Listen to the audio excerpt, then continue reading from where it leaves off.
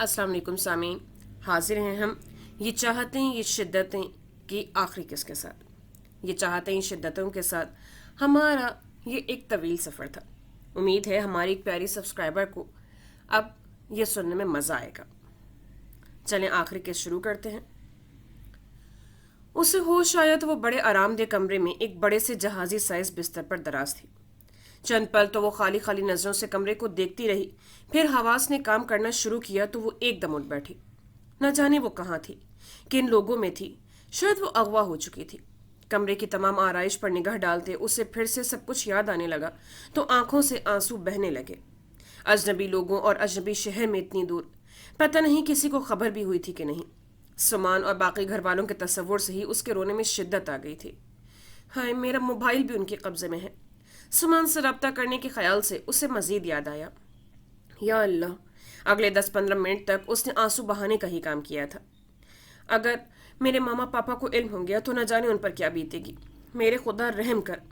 वो शिद्दत से रब को याद करने लगी थी। 1 घंटे के जांगजल इंतजार के बाद उसके कमरे का दरवाज़ा खुला था। खाना खा लो। एक मुलाजमा टाइम खातून एक बड़ी सी ट्रे में अनवा अक़साम के खाने लिए चली आई थी। तमाम चीज़ें टेबल पर सजाकर वो उसे खाने का ऑर्डर देकर चली गई। उससे किसी चीज़ को भी हाथ नहीं लगाया था। कुछ देर गुजरी तो फिर कमरे का दरवाज़ा खोला था। आने वाले को देखकर वो शजदर सी रह गई थी। आप?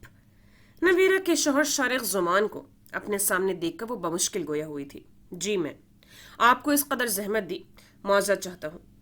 आप हमारी मोहसिन हैं कि चंद दिन आपने हमारी बेगम साहिबा को अपने घर की 4 दीवारी में इज्जत दी, मगर वो कहाँ हैं आपको इल्म नहीं और मुझे आपकी बात पर एतबार नहीं, सो आपको जहमत दी है। वो मुंह खोले शारिक जुमान की गुफ्तगू सुन रही थी। वो सामने कुर्सी पर टिक गया था। क्या करें, हमें अपनी बेगम साहिबा से मोहब्बत बहुत है। हमारा अपना एक अंदाज है मोहब्बत के इजहार का जो उन्हें पसंद नहीं। रूट कर घर से निकल गई थी। कोई बात नहीं, आप हैं ना। यकीनन अपने मोहसिनों को वो भी तकलीफ में नहीं देख सकती होंगी। और ऐसा ही है, सारी दुनिया में जालिम दुश्मन उन्हें सिर्फ मैं ही लगता हूँ। बाकी सारी दुनिया के लिए उनके दिल में बड़ा रहम है। आपको बड़ी इज्जत से लाना था, मगर फिर पुलिस की मदद लेनी पड़ी। जब तक हमारी बेगम साहिबा हमारे पास नहीं आ जाती, आप हमारी मेहमान रहेंगी। खाएं पिएं और आराम करें। हाँ, आपका मोबाइल हमारे पास है। अगर किसी से बात करना है तो बात कर लें, मगर याद रखिएगा बात करने के बाद मोबाइल वापस दीजिएगा। अपनी जेब से मोबाइल निकालकर उसका करीब आकर उसकी तरफ बढ़ाया था। इससे नवेरा के नाम पर सेफ नंबर मैं निकाल चुका हूँ। राब्ता उनसे करने को तो कर लूँ, मगर मैं उनको बहुत अच्छी तरह जानता हूँ कि मेरे राब्ते पर भी वो मुझे वहाँ भी नहीं मिलेंगी जहाँ वो इस वक्त हैं, और आपको लाने की मुशक्क़त भी बेकार जाएगी। आप और सुकून रहें। जब तक आप इधर हैं वो कहीं भी नहीं जाएंगी, बल्कि खुद हम तक आएंगी। क्या ख्याल है? ऐसा ही हो सकता है ना? आखिर में मुस्कुरा कर पूछा तो जरिश ने मुंह सख्ती से बंद किए उसके हाथ से मोबाइल ले लिया था। नवीरा के नंबर के जरिए पता लगवा लिया है कि वो इस वक्त कहाँ हैं। कैसे, ये आप ना सोचें, बस हमारी थोड़ी सी मदद करें। कराची वो आपकी फैमिली के साथ आपके घर में है। सुना है आपके मियाँ का पिछले दिनों एक्सीडेंट हुआ था, तभी आप हमारी बेगम को लेकर कराची गई थी और हमारी बेगम साहिबा को वहीं छोड़कर खुद यहाँ आ गई थी। उसके पास सारी मालूमात थी। उसने सारा होमवर्क मुकम्मल करके ये इंतहाई कदम उठाया था। मदद हमारी ये करें कि अपने मियाँ को कॉल करें और उन्हें अपनी मौजूदगी का यहाँ का बताएं। बड़े संजीदा अंदाज में वो हिदायत दे रहा था। उन्हें बताएं कि आप इधर हैं, वो हमारी बेगम साहिबा को लेकर यहाँ आ जाएं और अपनी बेगम साहिबा को ले जाएं, वरना जब तक हमारी बेगम हम तक ना पहुंची आपको हमारी मेहमान नवाजी बर्दाश्त करना पड़ेगी।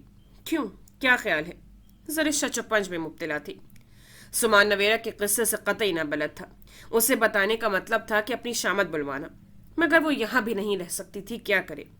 नवेरा की वजह से वो क्या बुरी फंसी थी। जी भर कर रोना आया। लाए, मैं नंबर मिला देता हूँ। ज़्यादा सोचने की ज़रूरत नहीं। ये तय है कि हमारी बेगम हम तक पहुँचेंगी और आप वापस जाएंगी। उसके हाथ से दोबारा मोबाइल लेकर अब नंबर मिलाते कह रहा था।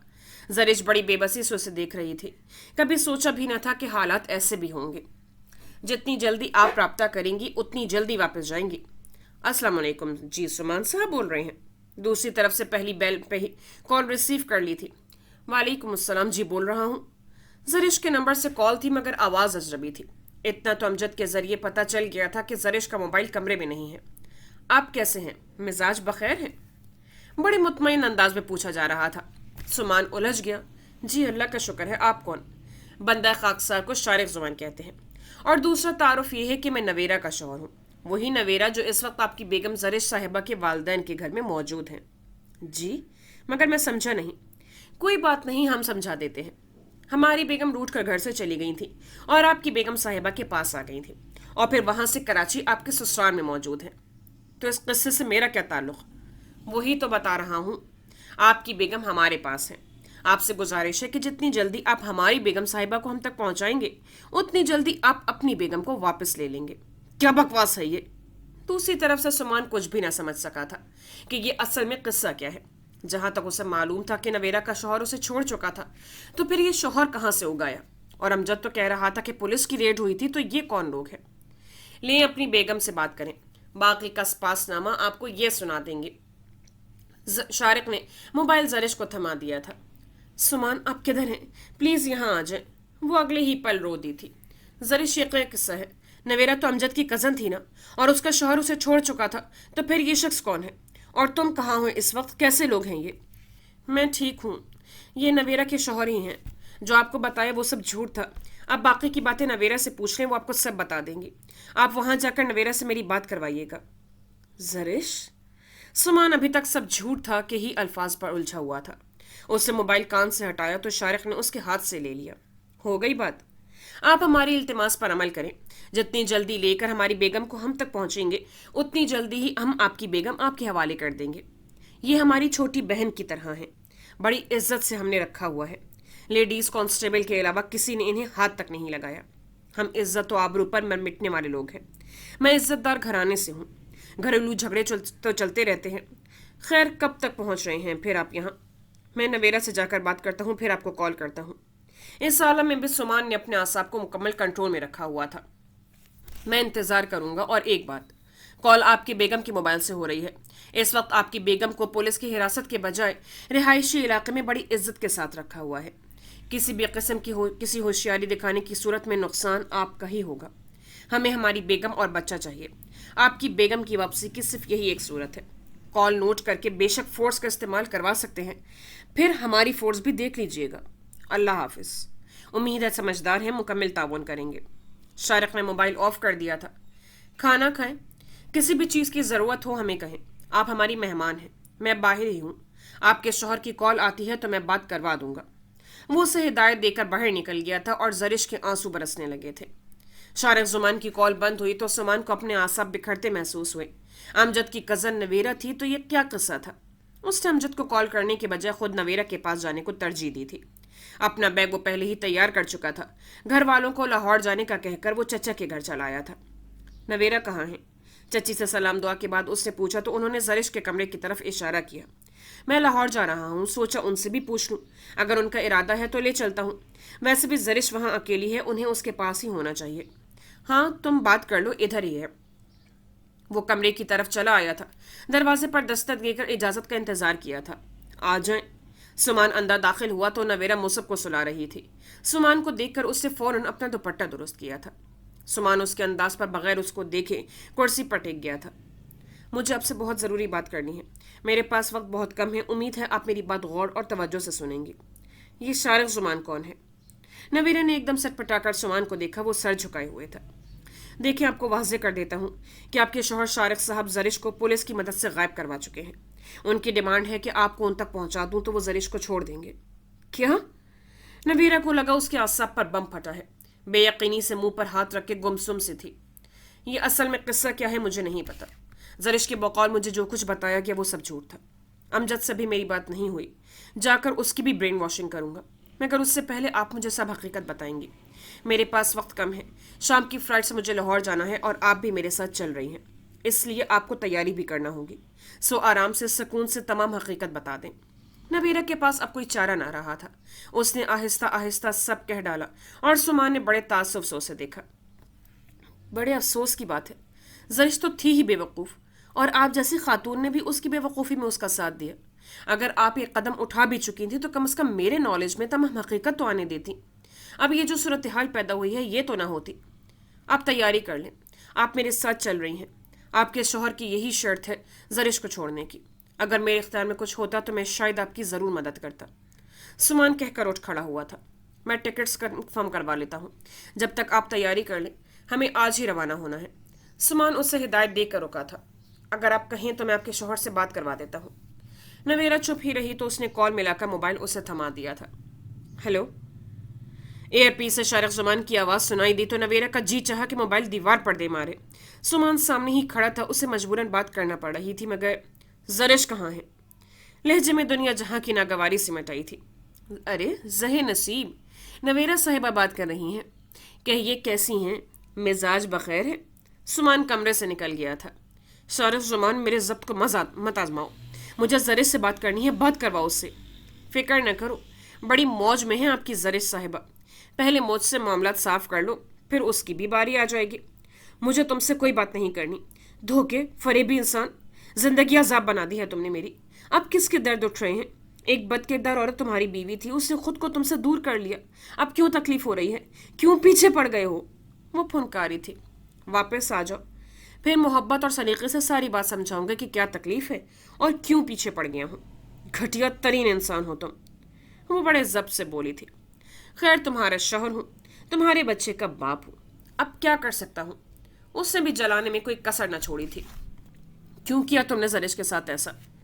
इसको हमारी लुगत में कार्ड खेलना कहते हैं मेरी मासूम बेगम। तुम जैसी मुंहजोर बीवी को खूंटे से बांधने का यही तरीका समझ में आया था।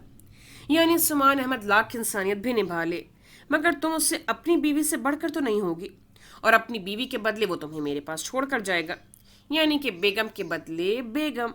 वो आखिर में बड़े मजे से गुनगुनाया था। नवेरा ने सख्ती से होंठ दांतों तले दबा लिए। तो फिर आ रही हो ना? वो पूछ रहा था। नवेरा ने उसे कोई जवाब देने के बजाय मोबाइल ऑफ कर दिया था। अब वापसी के बगैर कोई चारा न रहा था। बेख्तियार आंखों में आंसू आते चले गए थे। सुमान को रात 8 बजे के करीब की फ्लाइट मिली थी। 1 घंटे में वो लाहौर पहुंचे थे। अमजद गाड़ी लिए पहले ही एयरपोर्ट पर था। सुमान से उसे इस झूठ में उन दोनों का साथ देने पर जो सख्त सख्त सुनने को मिली थी, उसका बयान ही नहीं था। घर आकर सुमान ने शारिक जुमान से राब्ता किया था। उसने अपने किसी आदमी को खुद लेने को भेजा था। 10 बजे के करीब उसका आदमी आया तो उसके साथ वो उस जगह पहुंचे जहां उसने बुलवाया था। 10 बजे के करीब उसका आदमी आया तो वो उसके साथ उस जगह पहुंचे जहां उसने बुलवाया था। गाड़ी एक वसी लॉन में जाकर रुकी तो वो नवेरा को लिए गाड़ी से उतर आया था। शारिक जुमान कब से मुंतजर था। उन्हें सामने देखकर फौरन आगे बढ़ा था। चादर में चेहरा छुपाए बच्चे को बाजुओं में ले नवेरा को देखकर शारिक जुमान को लगा कि जैसे जिंदगी लौट आई है।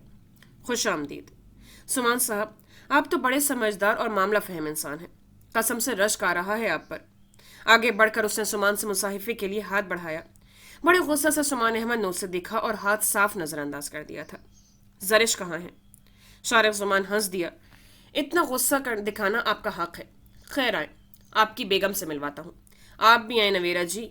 बड़े मजे से उसने नवेरा को छेड़ा था। नवेरा का बस नहीं चल रहा था कि वो हंसते मुस्कुराते शारिक जुमान का मुंह नोच ले। वो उनको लेकर अंदर चला आया था। कमरे का दरवाजा खोलते उसने उनको अंदर जाने का इशारा किया था।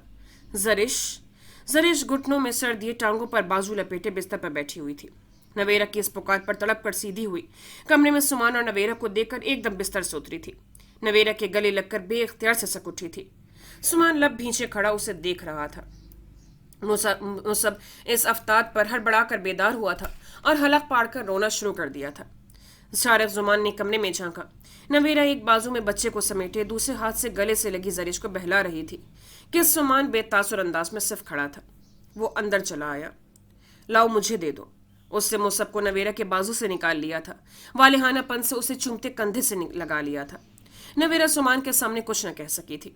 बस जरिश के कमर सहलाते उसे मुसलसल खामोश करवाने की कोशिश कर रही थी। मेरा ख्याल है कि बाकी का रोना धोना घर जाकर कर लेना, अब चलना चाहिए। 1-2 मिनट बाद सुमान ने कहा तो जरिश घबरा कर सीधी हुई, मगर आंसू थे कि रुकने का नाम ही नहीं ले रहे थे। ओके शारिक जुमान साहब, आपकी बेगम साहिबा आपके पास पहुंच चुकी हैं। आपके घर के मामलात में मुझे मुदाखलत करने का कोई हक नहीं, इसलिए इजाज़त दीजिए। माफ़ी चाहता हूँ आपको बहुत जहमत दी, मगर इनको कैसे हैंडल करना था इसके सिवा कोई और रास्ता भी नहीं था। बेशक अपनी बीवी से पूछ लें, बड़ी इज्जत और एहतराम से रखा है हमने इन्हें। मुसब को कंधे से लगाए बड़ी संजीदगी से उसने कहा था। सुमान खामोश रहा था। ये रहा आपका मोबाइल। उससे जेब से मोबाइल निकालकर सुमान को थमा दिया था। सुमान ने खामोशी से मोबाइल जेब में डालकर नवेरा को देखा। वो सपाट चेहरा लिए जरिश को देख रही थी। ओके नवेरा जी, हम चलते हैं। ये आपके शौहर हैं। घरों में 100 बातें होती हैं, घर की 4 दीवारी में ही हल कर लेना उनके लिए बेहतर होता है। तहम आपको मैं कभी गलत नहीं कहूँगा, मगर आप माशाल्लाह से समझदार हैं। उम्मीद करता हूँ आइंदा ऐसा इंतहाई कदम नहीं उठाएंगे। चलो जरिश। वो नवेरा के पास रुक कर ये सब कहकर कमरे से निकल गया था। उसके उक़ब में जरिश भी नवेरा से गले मिलकर खुदा हाफिज कहकर निकल गई थी। शारिक ज़ुमान ने मुकम्मल तवज्जो से नवेरा को देखा। वो बेजार तासुरात और सपाट नजरें लिए कमरे का जायजा ले रही थी। क्या ख्याल है, यहीं रात गुजारने का इरादा है या फिर घर चलें? अम्मा रिफत बाजी तो हर रोज़ इंतज़ार करते सोती हैं कि न जाने तुम कब चली हो। उसने बात का आगाज़ किया था। वैसे अगर सुबह का भूला शाम को घर आ जाए तो उसे भूला नहीं कहते। नवेरा के करीब आकर बड़े शरारती मूड में वो गोया हुआ था। नवेरा ने लब भींच लिए। नाराज़गी तो तुम्हारी मुझसे है, फिर बाकी लोगों का क्या कसूर था? अगले ही पल संजीदा होते पूछा था, मगर नवेरा भी जैसे कसम खाकर आई थी कि एक लफ्ज़ भी जुबान से नहीं निकालना। बड़ी हसीन हो गई हो। तेवर तो पहले ही बड़े तीखे थे, अब और कातिल हो गए हैं। घायल तो हम पहले ही थे कि अब जान से मारोगी। मुसब कंधे से लगकर गनूदगी में चला गया था। उसे बड़े आराम से बिस्तर पर लेटाकर वो उसके पास चला आया था। उसका हाथ थामना चाहा था। नवेरा एकदम पीछे हटी थी। हद में रहो अपनी शारिक ज़ुमान। मुझे इस तरह जेर कर कर उसे अपनी फतह मत समझो। मैं सिर्फ जरिश की वजह से आई हूँ, वरना कभी मर कर भी तुम्हारी शक्ल न देखती। चलो तुम ना देखना, मैं सुबह शाम तुम्हारी शक्ल देखना चाहूँगा। आखिर बीवी हो मेरी, और इसमें भला हद वाली कौन सी बात है? मियाँ बीवी में भला कौन सी हद? उसे शारिक ज़ुमान को बड़ी गैज़ भरी निगाहों से देखा था। वो हंस दिया। निगाहों के तेवर नहीं बदले तुम्हारे। वैसे तुम्हारी आंखों को देखता हूँ तो एक भूला बसरा शेर याद आ जाता है। सुनो। वो उसके सामने झुका था, मगर नवेरा का वही अंदाज था। वो खुलकर हंस दिया। कश्तियाँ यूं भी डूब जाती हैं, ना खुदा किस लिए डराते हैं। कश्तियाँ यूं भी डूब जाती हैं, ना खुदा किस लिए डराते हैं। एक हसीन आंख के इशारे से काफिले राह भूल जाते हैं। बड़े स्टाइल में शेर दागा गया था। नवेरा को एक अरसे बाद अपने दिल की हालत जेरो जबर पर होती महसूस हुई। वो झंझला कर पलटी थी। बिस्तर पर लेटे मुसब को उठाकर साथ लगा लिया था, गोया उसके नन्हे वजूद में पनाह ढूंढना चाहिए थी। शारिक ज़ुमान फिर हंस दिया और नवेरा क्लस कर रह गई। घर चलें, खासा झुंझला कर कहा तो वो जैसे बेहोश होने को हो गया। ओ माय गॉड, तुम ही कह रही हो ना घर जाने का? जाहिर है इधर मेरे फरिश्ते तो नहीं हैं। इतनी दूर से अगर मैं अब यहाँ आ गई हूँ तो वहाँ तक जाने में भी क्या हर्ज है? तलखी, कोफ्त, गम और गुस्से से वो कह रही थी। शारिक ज़ुमान ने उसे बगौर देखा, फिर गहरी सांस ली। दिल तो चाह रहा था कि इतने दिनों का गुबार आज ही निकाल दे। इतने दिनों बाद देखा था, निगाहों को करार नहीं आ रहा था, मगर वो अभी तक इसी मुकाम पर थी। अगर इस मुकाम पर ना होती तो शायद ये हालात ना होते। ताइब तो वो खुद हुआ था, वो नहीं। इसलिए हालात को उसे अब खुद ही बदलना था। उसे नवेरा को मनाने के लिए कुछ वक्त दरकार था। एकदम वो भला कैसे संभल जाती। इंस्पेक्टर अंजुम ने बहुत साथ दिया है मेरा। इस सिलसिले में तुम इस वक्त मेरे सामने हो। चले जाते हैं घर भी। वहां जाकर तुम्हें जिस तरह गायब होना है अच्छी तरह इल्म है मुझे। क्या ख्याल है आज की रात इधर न गुजारें? बड़ा पुरसुकून कमरा है। वो फिर शरारत से गोया हुआ। नवेरा आखिरी जुमले पर चटक गई। आपने साथ चलना है तो ठीक, वरना मैं खुद चली जाती हूँ, रास्ता मुझे अच्छी तरह आता है। उसकी शरारत पर उसने बड़ी संजीदगी से कहते अपना बैग कंधे पर डाल लिया। इस वक्त वो शोल्डर बैग के सिवा सब सामान जरिश के यहाँ ही छोड़ आई थी कि फिर कभी मंगवा लेगी। शारिक को संजीदा होना पड़ा था और फिर उसे बगौर देखा। वो चट्टानों किसी सख्ती लिए हुए थे। आप मेरी बात एक अच्छी तरह जहन में बिठा लें शारिक साहब। औरत को सिर्फ एक बार घर की दहलीज से कदम बाहर निकालना मुश्किल होता है, उसके बाद उसके लिए कुछ भी मुश्किल नहीं रहता। उसको एक बार अपने अंदर पलते खौफ का सर कुचलना पड़ता है। मैं अब भी वही नवेरा हूँ, वही नवेरा जिससे आप रजा की चंद बातों के एवज छोड़ देने की बात करते थे। मुझे आप लोगों से कोई लेना देना नहीं है। मेरी ज़ात, मेरी ज़िंदगी तमाशा बन गई है, मगर मैं किसी को अपनी अना और अपनी वफा से खेलने की इजाज़त नहीं दूंगी। आपने और नबील भाई ने जो करना था कर लिया, मगर अब आपके किसी खेल को मैं कामयाब नहीं होने दूंगी। मैं सिर्फ जरिश की वजह से दोबारा आप जैसे शख्स का सामना करने पर मजबूर हुई हूँ। मुझे आजमाने की कोशिश मत कीजिएगा। इस दफ़ा तो आपने ये कार्ड्स खेले और जीत हमेशा की तरह आपका मुकद्दर भी रही है, मगर हर बार मुकद्दर साथ दे जाए ये ज़रूरी भी नहीं। वही बेलचक खुरदुर और दो टोक अंदाज था। अंदाज जताता हुआ काफ़ी हद तक तंजिया था, तंबीह कर तलब लहजा शारिक ज़ुमान की जज्बातियत को हवा देने के लिए काफ़ी था। मगर हर बात की तरह उसने इस बार जज्बातियत में कुछ कहने के बजाय लब दांतों तले दबा लिए थे। اپنی جذباتیت اور جلدباز طبیعت کے ہاتھوں وہ ایک شدید نقصان بھگت چکا تھا۔ نویرا حق پر تھی اور وہ غلطیاں کر چکا تھا۔ بڑے سبھاؤ سے اسے اب اپنی غلطیوں کا ازالہ کرنا تھا۔ حالات اپنے حق میں موافق کرنے تھے۔ نویرا کو خود سے بدظن کرنے والا وہ خود تھا اور اب اسے خود ہی اپنی طرف سے مطمئن کرنا تھا، مگر شاید اس میں کچھ وقت درکار تھا۔ میرا خیال ہے گھر ہی چلنا چاہیے، اتنا خراب موڈ ہے تمہارا۔ گھر جا کر اماں اور رفت باجی سے مل کر شاید بہتر ہی ہو جائے۔ نویرا اپنی تلخ باتوں کے جواب میں اتنا متحمل انداز دیکھ کر لب بھیج گئی۔ کہنے کو اس کے پاس بہت کچھ تھا۔ یہ شخص اس کے جذبوں کی رسوائی اور ذلت کا قرض دار تھا، مگر شارق زمان نے اسے اپنے دل کی مزید بھڑاس نکالنے کا موقع ہی نہ دیا تھا۔ اس نے اسے ایک دم چپ ساتھ لینے پر مجبور کر دیا تھا، ورنہ دل تو چاہ رہا تھا کہ حشر نشر کر دے۔ لاؤ اسے مجھے دے دو۔ آگے بڑھ کر مصعب کی طرف ہاتھ بڑھاتے اس نے جیسے اس کے غصے سے سرخ چہرے کو دیکھا ہی نہ تھا۔ اتنا ہی اس نے متحمل اور ٹھنڈا مزاج ہونے کا ثبوت دیا تھا کہ جیسے وہ شروع سے ایسا ہی تو تھا۔ ہاتھ بڑھا کر نویرا کے کندھے سے لگے بیٹے کو اسے بازو میں بھر کر بڑی محبت سے رخسار پر بوسہ دیا تھا۔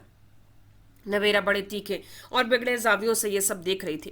اسے شارق زمان کا یہ انداز ڈرامہ لگ رہا تھا۔ چلیں حضور، انداز ایک بار پھر شرارتی ہوا تھا۔ نویرا غصے سے پاؤں پٹکتے اس سے پہلے ہی کمرے سے نکل آئی تھی۔ شارق زمان نے راستے میں ہی گھر فون کر دیا تھا۔ آپ کے لیے ایک زبردست خبر ہے۔ رفت باجی جو ابھی عشاء کی نماز پڑھ کر فارغ ہوئی تھی، شارق کی بات پر چونکی۔ کیسی خبر؟ میں گھر آ رہا ہوں، ساتھ ہی خوشخبری لے کر آ رہا ہوں، خود ہی دیکھ لیجئے گا۔ بڑے عرصے بعد رفت باجی کو شارق کی آواز میں چہک محسوس ہوئی۔ ہنستا مسکراتا انداز تھا۔ اماں کہاں ہیں؟ اس نے پوچھا۔ کمرے میں، ابھی شاکرا کو کہہ آئی ہوں کہ انہیں سونے دے۔ اچھا، انہیں کچھ دیر کے لیے سونے مت دیجیے گا، میں کچھ دیر میں گھر پہنچ رہا ہوں، اللہ حافظ۔ اور رفت باجی پچھلے آدھے گھنٹے سے محو انتظار تھی۔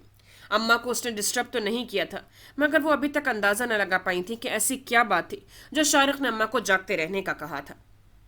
12 بجے کے قریب شارق کی گاڑی کا ہارن سنائی دیا تو وہ اپنے کمرے سے نکل آئی۔ چوکیدار کو پہلے ہی گیٹ پر رہنے کا کہہ چکی تھی، باہر جانے کے بجائے وہ لاؤنج میں ہی آ کر بیٹھ گئی تھی۔ السلام علیکم آپا۔ اگلے 2 منٹ بعد ہی شارق زمان کی چہکتی آواز سنائی دینے کے ساتھ شارق کے عقب میں انہیں جو چہرہ دکھائی دیا، انہیں لگا کہ زمین و آسمان گھوم گئے ہوں۔ نویرا! مارے خوشی کی ان کی چیخ نکل گئی تھی۔ ارے نویرا، تم کہاں تھی؟ اگلے ہی پل وہ خوشی سے بے حال ہوتے اس کو گلے لگا کر رو پڑی۔ کئی بار ہاتھوں میں چہرہ چھپا کر نویرا کی پیشانی چومتے انہیں اس کے اپنے سامنے ہونے پر یقین کرنے میں تعامل ہو رہا تھا۔ آپا کے اس والہانہ پن پر نویرا بے اپنے آنسو روک نہ پائی تھی۔ خود کو پتھر بنا لیا تھا تو اور بات تھی، ورنہ دل تو خون کے آنسو روتا تھا۔ بھلا کوئی خوشی سے بھی ایسے ذلت خریدتا ہے؟ یہ تم نے کیا کر دیا نویرا؟ کیوں گئی تم؟ کوئی یوں بھی کرتا ہے؟ اور تم تھی کہاں اتنا عرصہ؟ کچھ دیر اس کے گلے لگ کر خوب رو دھو کر سر اٹھا کر اس کا چہرہ دیکھا۔ وہ چہرہ صاف کرتے ان سے دور ہٹ کر صوفے پر بیٹھ گئی تھی۔ انہوں نے نویرا کے چپ چاپ انداز پر گھبرا کر شارق کو دیکھا۔ وہ جگمگاتی نگاہوں سے انہیں دیکھ کر مسکرایا۔ یقین کر لیں یہ نویرا ہی ہے، بالکل صحیح سلامت، مکمل ہوش و حواس میں۔ اس کی آواز کی کھلکھلاہٹ جوں کی توں تھی۔ نویرا نے ایک سلگتی نگاہ ڈال کر دوپٹے سے چہرہ رگڑ کر اپنی شکستگی کے نشان مٹائے۔ یہ تمہیں کہاں مل گئی؟ تھی کہاں؟ جذباتیت سے نکل کر اب وہ نارمل سوال کر رہی تھی۔ الجھ کر دونوں کو دیکھا۔ نویرا تو جوں کی توں ہی تھی، مگر شارق تھی کہاں؟ یہ کہانی آپ کو یہ خود ہی سنائیں گی۔ اور ہمیں کہاں سے ملی؟ یوں سمجھے کارڈز کھیلنا پڑے تھے۔ یہ بھی ایک طرح کا کھیل ہے، اس ہاتھ دے اس ہاتھ لے۔ نویرا کا جی چاہا کہ شارق زمان کا ہنستا مسکراتا چہرہ نوچ لے۔ رفت باجی کے کچھ پلے نہ پڑا تھا۔ اماں کہاں ہیں؟ سو گئی ہیں۔ ان کا اب دھیان مصعب کی طرف گیا تھا جو شارق کے کندھے سے ہی لگا سو رہا تھا۔ انہوں نے آگے بڑھ کر بڑی محبت سے اسے اپنے بازوؤں میں لے کر محبت سے چوما۔ نویرا چپ چاپ سر جھکائے قالین کو گھو رہی تھی۔ آؤ نویرا، اماں سے مل لو، وہ تو تمہاری یاد میں دن رات آنسو بہاتے گزار رہی تھی۔ کتنا ڈھونڈا، کتنا یاد کیا تمہیں، دعائیں صدقہ خیرات کیا کچھ نہیں کیا ہم نے، مگر تم تھی کہاں؟ وہ ایک بار پھر آپ دیدہ ہو گئی تھی۔ نویرا چپ چاپ اٹھ کر ان کے ساتھ چل دی۔ شارق بھی ہمراہ تھا۔ اس نے اماں کو اٹھایا اور اٹھنے کے بعد نویرا کو اپنے سامنے دیکھ کر پہلے تو وہ کچھ نہ سمجھی، مگر جب حواس بحال ہوئے تو پھوٹ پھوٹ کر ہوئی۔ نویرا کو گلے لگا کر ہزاروں شکوے کر ڈالے، اور نویرا کو پہلی بار ندامت کے احساس نے اس طرح جکڑا کہ وہ لاکھ حق پر ہونے کے باوجود اپنی جذباتیت میں ایک قدم غلط اٹھا چکی تھی۔ ایسا قدم جس میں نسلوں کا مان و غرور بکھر جاتا ہے، محض ایک شخص کی ضد اور تنگ نظری کے عوض۔ ورنہ وہ تو چادر اور چار دیواری کے تحفظ میں جینے والا وجود تھی. اس کی سوچ کو مثبت سے منفی رخ پر ڈھالنے والا کون تھا؟ خوابیدہ موصب کو پیار کرتے نویرہ کا چہرہ ٹٹولتے بڑی اماں ابھی تک بے یقین سے تھیں. شارق کچھ دیر وہاں رہا تھا، پھر اپنے کمرے کی طرف چلا گیا تھا. اس ساری بھاگ دوڑ میں تھکن سے برا حال ہو رہا تھا، مگر دل و ذہن بڑے تر و تازہ تھے کہ نویرہ کا دوبارہ حصول ایک نئی زندگی ملنے سے کم نہ تھا. زندگی اور موت کا معاملہ ہی تو تھا یہ. اماں اور رفت باجی منتظر تھیں کہ وہ کہاں تھی، وہ کچھ بتائے، اور ان کے بار بار اصرار پر اس نے مختصراً سارا واقعہ کہہ سنایا. اللہ، دنیا میں اچھے لوگوں کی ابھی کمی نہیں ہے. خدا بھلا کرے اس لڑکی کا. میرا دل گواہی دیتا تھا کہ تم کسی ایسی ویسی جگہ نہیں جا سکتی ہو. باہر کی دنیا ہم سے کب چھپتی ہے بھلا. ساری رات تمہارے لیے عزت و آبرو کی دعائیں مانگتے روتے گزاری ہے ہم نے. مرد تو بہت کچھ کر گزرتے ہیں، کچھ نہیں سوچتے. تم تو سمجھدار اور عقل مند تھی نا. ایسا قدم اٹھانے سے پہلے ایک بار تو سوچا ہوتا. تم نے صرف شارق اور نبیل کی ضد دیکھی، ہمارا کسی کا احساس نہ کیا. یہ وہ شکوے تھے جو اسے روزانہ یاد آتے تھے، اور وہ ہر بار اپنا دل پتھر بنا لیتی تھی. مگر اب اماں کے منہ سے الفاظ سن کر کوئی جواب نہ دے سکتی تھی کہ اماں کی محبتوں کا کوئی نیم البدل نہ تھا.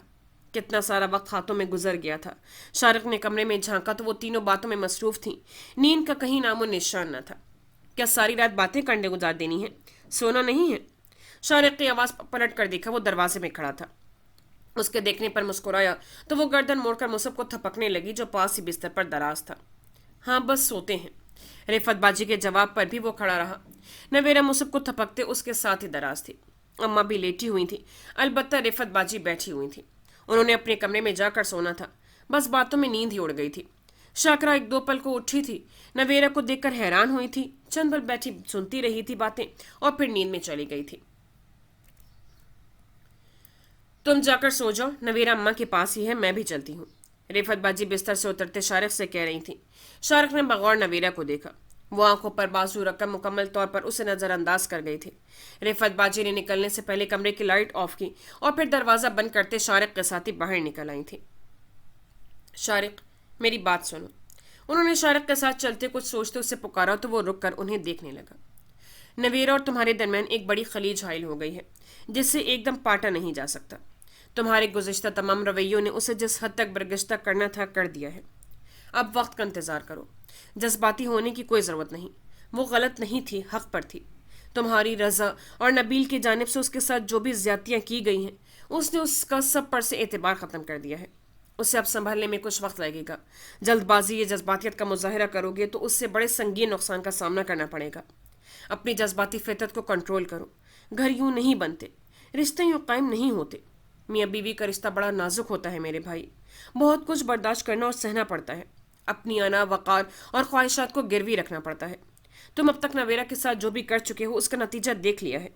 آئندہ کچھ بھی کرنے سے پہلے 100 بار سوچ لینا کہ نویرہ تمہارے کسی بھی وقتی جذبے کا محرک ہی نہیں ہے.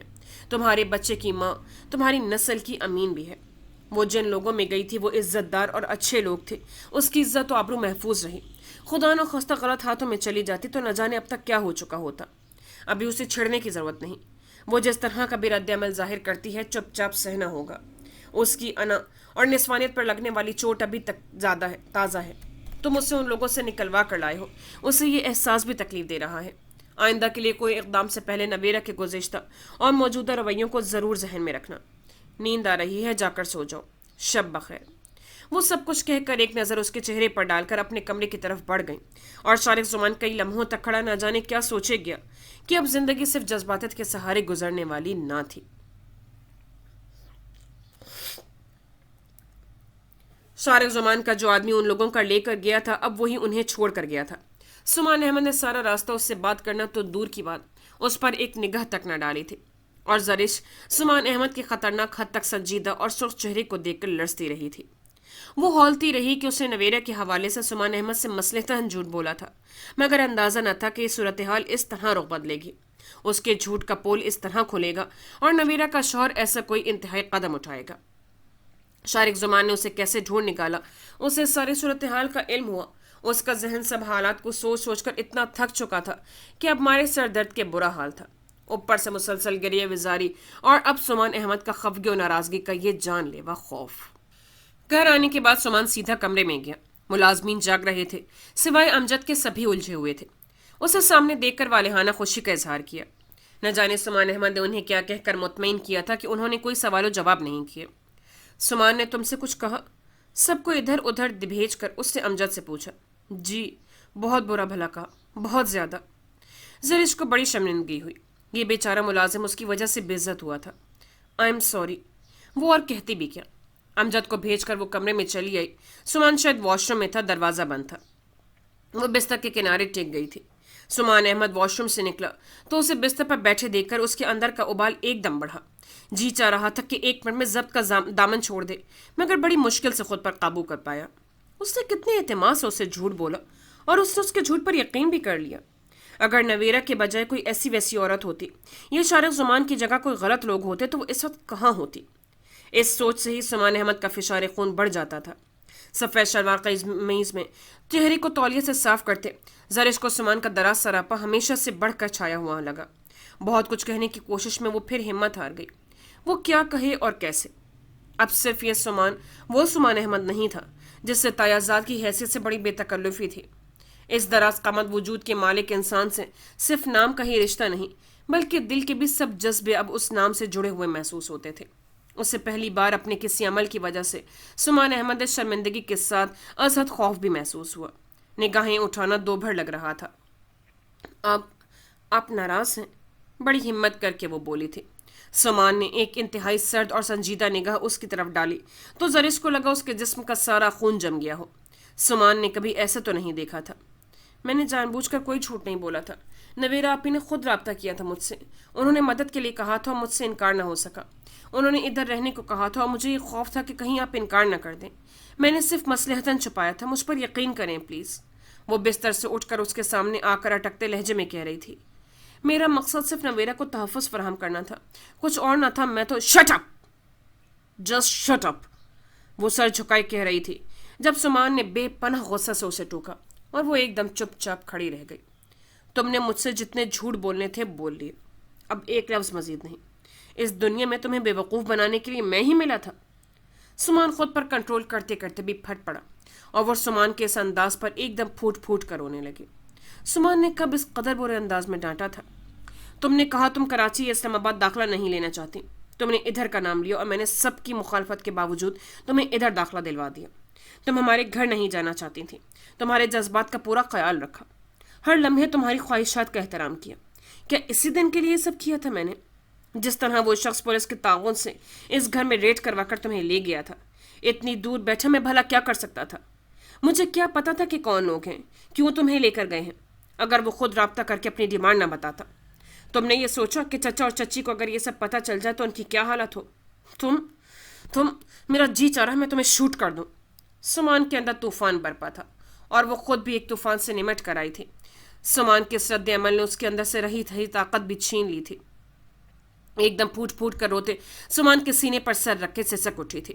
سمان پلیز۔ اور سمان جو شدید ٹینشن کا شکار تھا زرش کی اس حرکت پر لب بھیج کر چپ چاپ کھڑا رہا۔ مجھے معاف کر دیں، آئی ایم سوری۔ بری طرح روتی سسکتے سمان کے سینے کو آنسوؤں سے بھگوتی اس کے ہونٹوں سے صرف یہی الفاظ نکل رہے تھے اور سمان یوں ہی بے تاثر انداز میں کھڑا رہا۔ اس لمحے اسے زرش کا یوں سسک کر ضبط کھونا کسی بھی طرح متاثر نہ کر پایا۔ چند پل اسی طرح کھڑے رہنے کے بعد سمان احمد نے اسے جھٹکے سے خود سے دور کیا۔ انتہائی بے وقوف ہوتے ہیں وہ لوگ جو عمل کرنے سے پہلے سوچتے نہیں، اور ان سے زیادہ بے وقوف وہ لوگ ہوتے ہیں جو غلطی کر کے روتے ہیں۔ یہ تم جیسی بے وقوف عورتیں ہوتی ہیں جو مردوں کو کسی بھی حد تک جانے پر مجبور کرتی ہیں۔ نویرہ کے ساتھ کوئی پرابلم تھا تو گھر کی چار دیواری میں رہ کر کوئی حل ڈھونڈتی۔ محض ضد اور انا میں کسی کو اس کی غلطیوں کا احساس دلانے کے لیے کسی بھی حد سے گزر جانا بے وقوف عورتوں کی خاصیت ہے۔ انجام سے بے پرواہ ہو کر کچھ بھی کر گزرنا۔ تمہاری عقل مندی کی مثالیں تو میرے سامنے ہیں، ایک اور مل گئی تمہیں اپنی جیسی۔ انتہائی تند اور سخت پتھریلے لہجے میں کہتے اسے بے دردی سے پیچھے دھکیل کر سمان احمد کمرے سے نکل گیا اور زرش کو لگا جیسے زمین و آسمان گھوم گئے ہوں۔ وہ ساکت سی کھڑی رہ گئی۔ اس کا اس طرح رو رو کر معافی مانگنا بھی سمان پر کوئی اثر نہ کر پایا۔ اسے لگا وہ زندگی کی سب سے بڑی بازی ہار گئی ہو۔ اسے لگا جیسا سمان احمد اسے صحیح معنوں میں دھتکار کر گیا ہو۔ رفت باجی نے نبیل کے ہاں فون کر کے صبح صبح نویرہ کی آمد کی اطلاع دی تھی۔ وہ لوگ تو دور سے آئے تھے اور پھر سارے خاندان میں یہ خبر ایک دم پھیلی تھی۔ جس نے بھی سنا تھا فوراً بڑی اماں کے ہاں پہنچا تھا۔ کب، کیسے؟ کس طرح؟ یہ ایسے سوال تھے جو کہ ہر ایک کے لبوں سے نکل رہے تھے۔ وہ تھیں کہاں؟ نویرہ، رضیہ چچی، چچا جان، حمیرہ وغیرہ، نواز، حمید، چچا چچی اماں، بھابھی، نبیل بھائی، آپا لوگوں کی فیملی سے ہر کوئی ادھر ہی موجود تھا، اور نویرہ کو دیکھ کر جھٹکا لگا تھا کہ نبیل، شارق بڑے نارمل انداز میں ایک دوسرے کا حال احوال دریافت کر رہے تھے۔ یہ کایا پلٹ کیسے ہوئی؟ نویرہ کی سمجھ سے یہ سب بالاتر تھا۔ کسی نے اس سے شکوہ تو نہ کیا تھا اور نہ ہی براہ راست اس سے دریافت کیا تھا، مگر بڑی اماں اور عفت باجی کی زبانی سب کو ہی سارے واقعے کا علم ہو گیا تھا۔ نواز فاروق اصل واقعہ سن کر ششدر رہ گیا تھا۔ نویرہ زرش کے ہاں تھی؟ شارق سے اپنے سوال کا جواب سن کر یقین پر آمادہ ہی نہ تھا۔ نویرہ کو بلوا کر تصدیق کر دیتا ہوں۔ مسکراہٹ تو شارق کے چہرے سے چپک کر ہی رہ گئی تھی۔ نواز چپ کر رہ گیا۔ مگر تمہارے ساتھ ہی تو اس کے گھر گیا تھا، وہ کہیں بھی نہ دی، اور اس کا چوکیدار بھی کہہ رہا تھا کہ وہ وہاں سے چلی گئی ہے۔ تمہارا کیا خیال ہے؟ ان دونوں کے جھوٹ پر میں نے یقین کر لیا تھا؟ ناممکن۔ میں نے بھی دنیا دیکھ رکھی ہے، چہرہ دیکھ کر اندر کا احوال بتا سکتا ہوں۔ بس اتنا کرنا پڑا تھا کہ انجم کی مدد لینی پڑی تھی، اور پھر چند گھنٹوں میں نویرہ ہمارے پاس تھی۔ اس وقت شارق کے کمرے میں وہ دونوں ہی تھے۔ نواز چونکا، مطلب؟ اور اس کے بعد شارق نے جو قصہ سنایا وہ سب سن کر نواز کو بہت تکلیف ہوئی۔ نویرہ کے حصول کے لیے زرش کو اٹھوانا اسے رہ رہ کر افسوس ہوا۔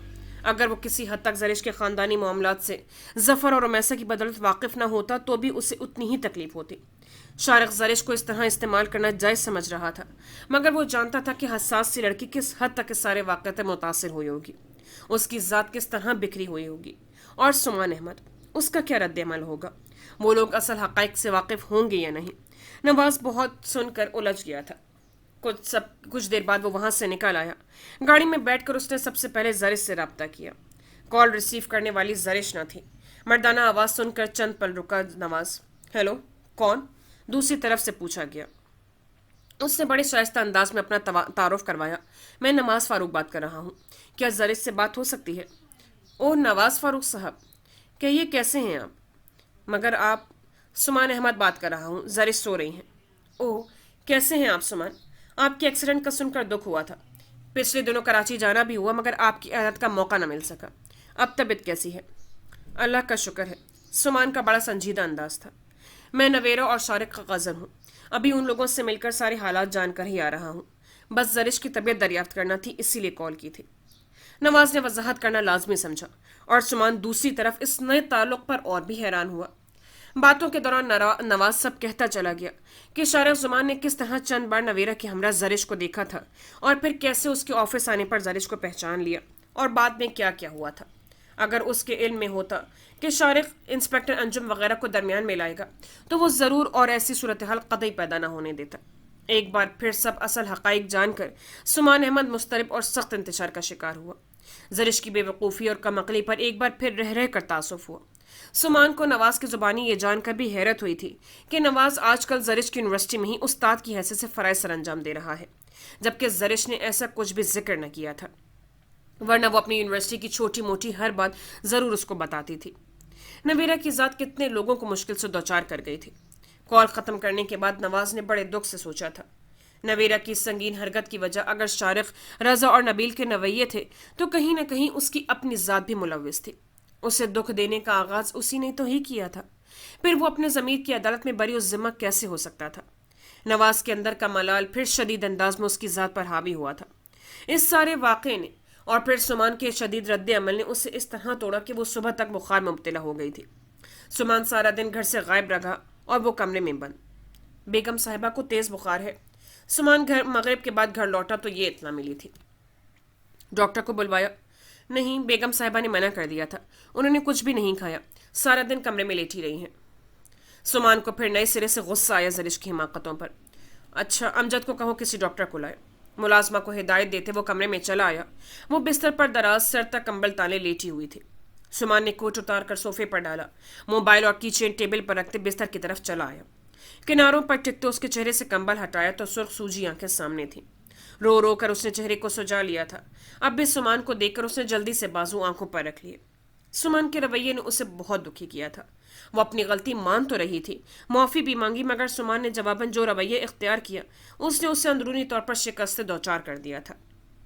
سمان نے بڑی سنجیدگی سے اس کا بازو اس کی آنکھوں سے ہٹایا. اپنی گرم دہکتی کلائی اس نے سمان کی گرفت سے کھینچی. اسے کافی تیز بخار تھا. کلائی سے سمان نے یہی اندازہ لگایا. ملازمہ بتا رہی تھی کہ تم نے سارا دن کچھ بھی نہیں کھایا پیا. اپنی اسی سنجیدگی سے اس کے سرخ آنکھوں میں دیکھتے پوچھا. زریش کو یاد آیا اس سے کل دوپہر کے بعد کھانا تو دور کی بات ایک گھونٹ پانی تک حلق سے نہ اتارا تھا. مرنے کا پروگرام بنا رکھا ہے تم نے؟ کوئی جواب نہ پا کر کہا. آپ کو اس سے کیا؟ جائیں یہاں سے. بخار اور آنسوؤں سے بوجھل آواز میں کہتے اس نے رخ موڑ لیا تھا. زریش آخر تم اتنی جذباتی کیوں ہو؟ آرام سے اٹھ کر بیٹھو. ملازمہ کو بھیجتا ہوں کھانا کھاؤ. اتنی دیر میں امجد ڈاکٹر کو لے کر آ جاتا ہے. رونا دھونا بند کرو. سمان اسے ٹوک کر اٹھ کھڑا ہوا. سمان کے اس لب و لہجے پر اور رونا آیا. ذرا بھی تو ہمدردی نہ تھی. سمان باہر نکل گیا تھا. کچھ دیر میں ملازمہ کھانا لے کر آئی تو اس نے کھانے سے انکار کر دیا. سمان نے بڑے دکھ سے اسے دیکھا. ملازمہ کو جانے کا اشارہ کر کے اس کے قریب آ کر بیٹھ گیا. پلیز زرش، جو شدید نقصان ہوتے ہوتے رہ گیا ہے، کیا اس پر مجھے اتنا بھی غصہ کرنے یا باس پرس کا حق نہیں ہے؟ خدا نخواستہ تم غلط ہاتھوں میں پہنچ جاتی تو. زرش اسی طرح لیٹی آنسو بہاتی رہی. ٹھیک ہے، اس موضوع کو اب ادھر ہی ختم کر دو. جو ہونا تھا ہو گیا. اس پر اب ماتم کرنے کا کوئی فائدہ نہیں، بلکہ آئندہ کے لیے سبق سیکھنا ہوگا. تمہاری طبیعت کافی خراب ہے. کچھ کھایا پیا بھی نہیں ہے. اس طرح تو کمزوری ہوگی. اٹھ جاؤ پلیز، کچھ کھا لو. اب کس سمان کے رویے نے اس پر خاطر خواہ اثر کیا تھا. وہ اٹھ کر بیٹھ گئی. میرا کچھ بھی کھانے کو دل نہیں کر رہا. آنکھیں ہاتھ سے رگڑتے اس نے کہا تو سمان نے ایک گہرا سانس لیا. یہ سوپ پی لو، بخار میں افاقہ ہوگا. پھر ڈاکٹر کے آنے پر دوا بھی لے لینا. سمان نے سوپ کا پیالہ اسے زبردستی تھما دیا. سمان کے بار بار کہنے پر اسے سوپ ختم کرنا ہی پڑا. مزید اس سے کچھ بھی نہ کھایا گیا تھا. امجد ڈاکٹر کو لے آئے. ڈاکٹر نے چیک اپ کے بعد دوا لکھ دی. چند ہدایت دے کر وہ چلا گیا تو امجد نے دوا لا دی تھی. یہ دوا بھی لے لو. سمان نے چند گولیاں اس کی طرف بڑھائیں تو اس نے سمان کو دیکھا. کل رات والا رویہ تو نہ تھا، مگر سنجیدگی اسی طرح برقرار تھی.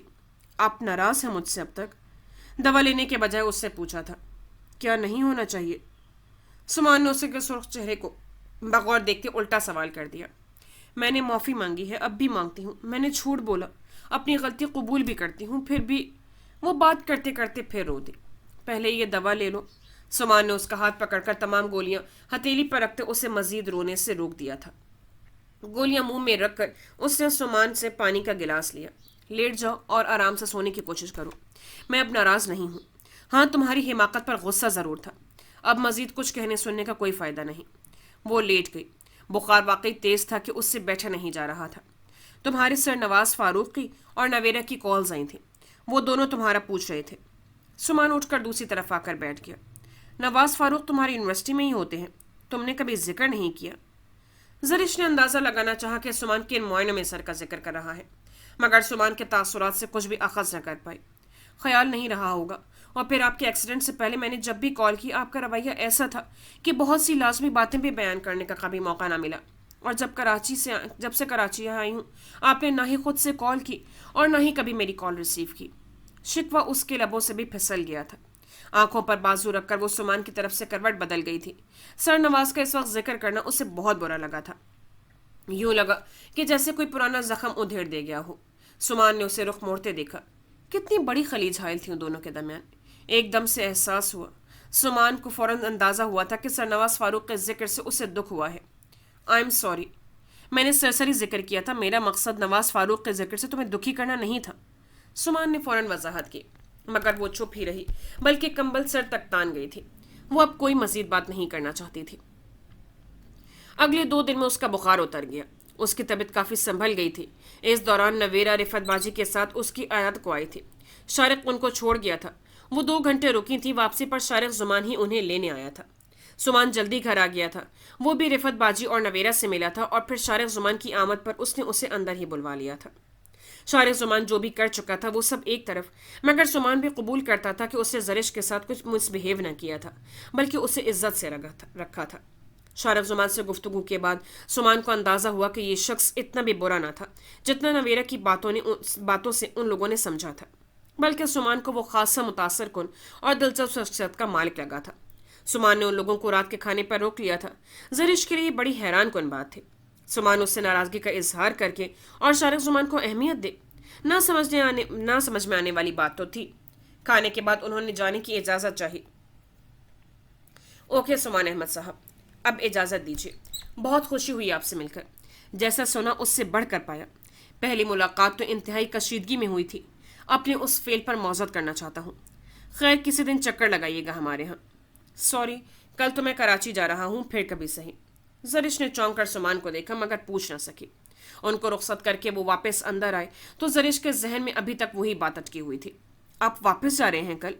سمان کے اندر آنے پر اس نے پوچھا۔ ہاں۔ سمان نے اسے دیکھا، وہ الجھی ہوئی تھی۔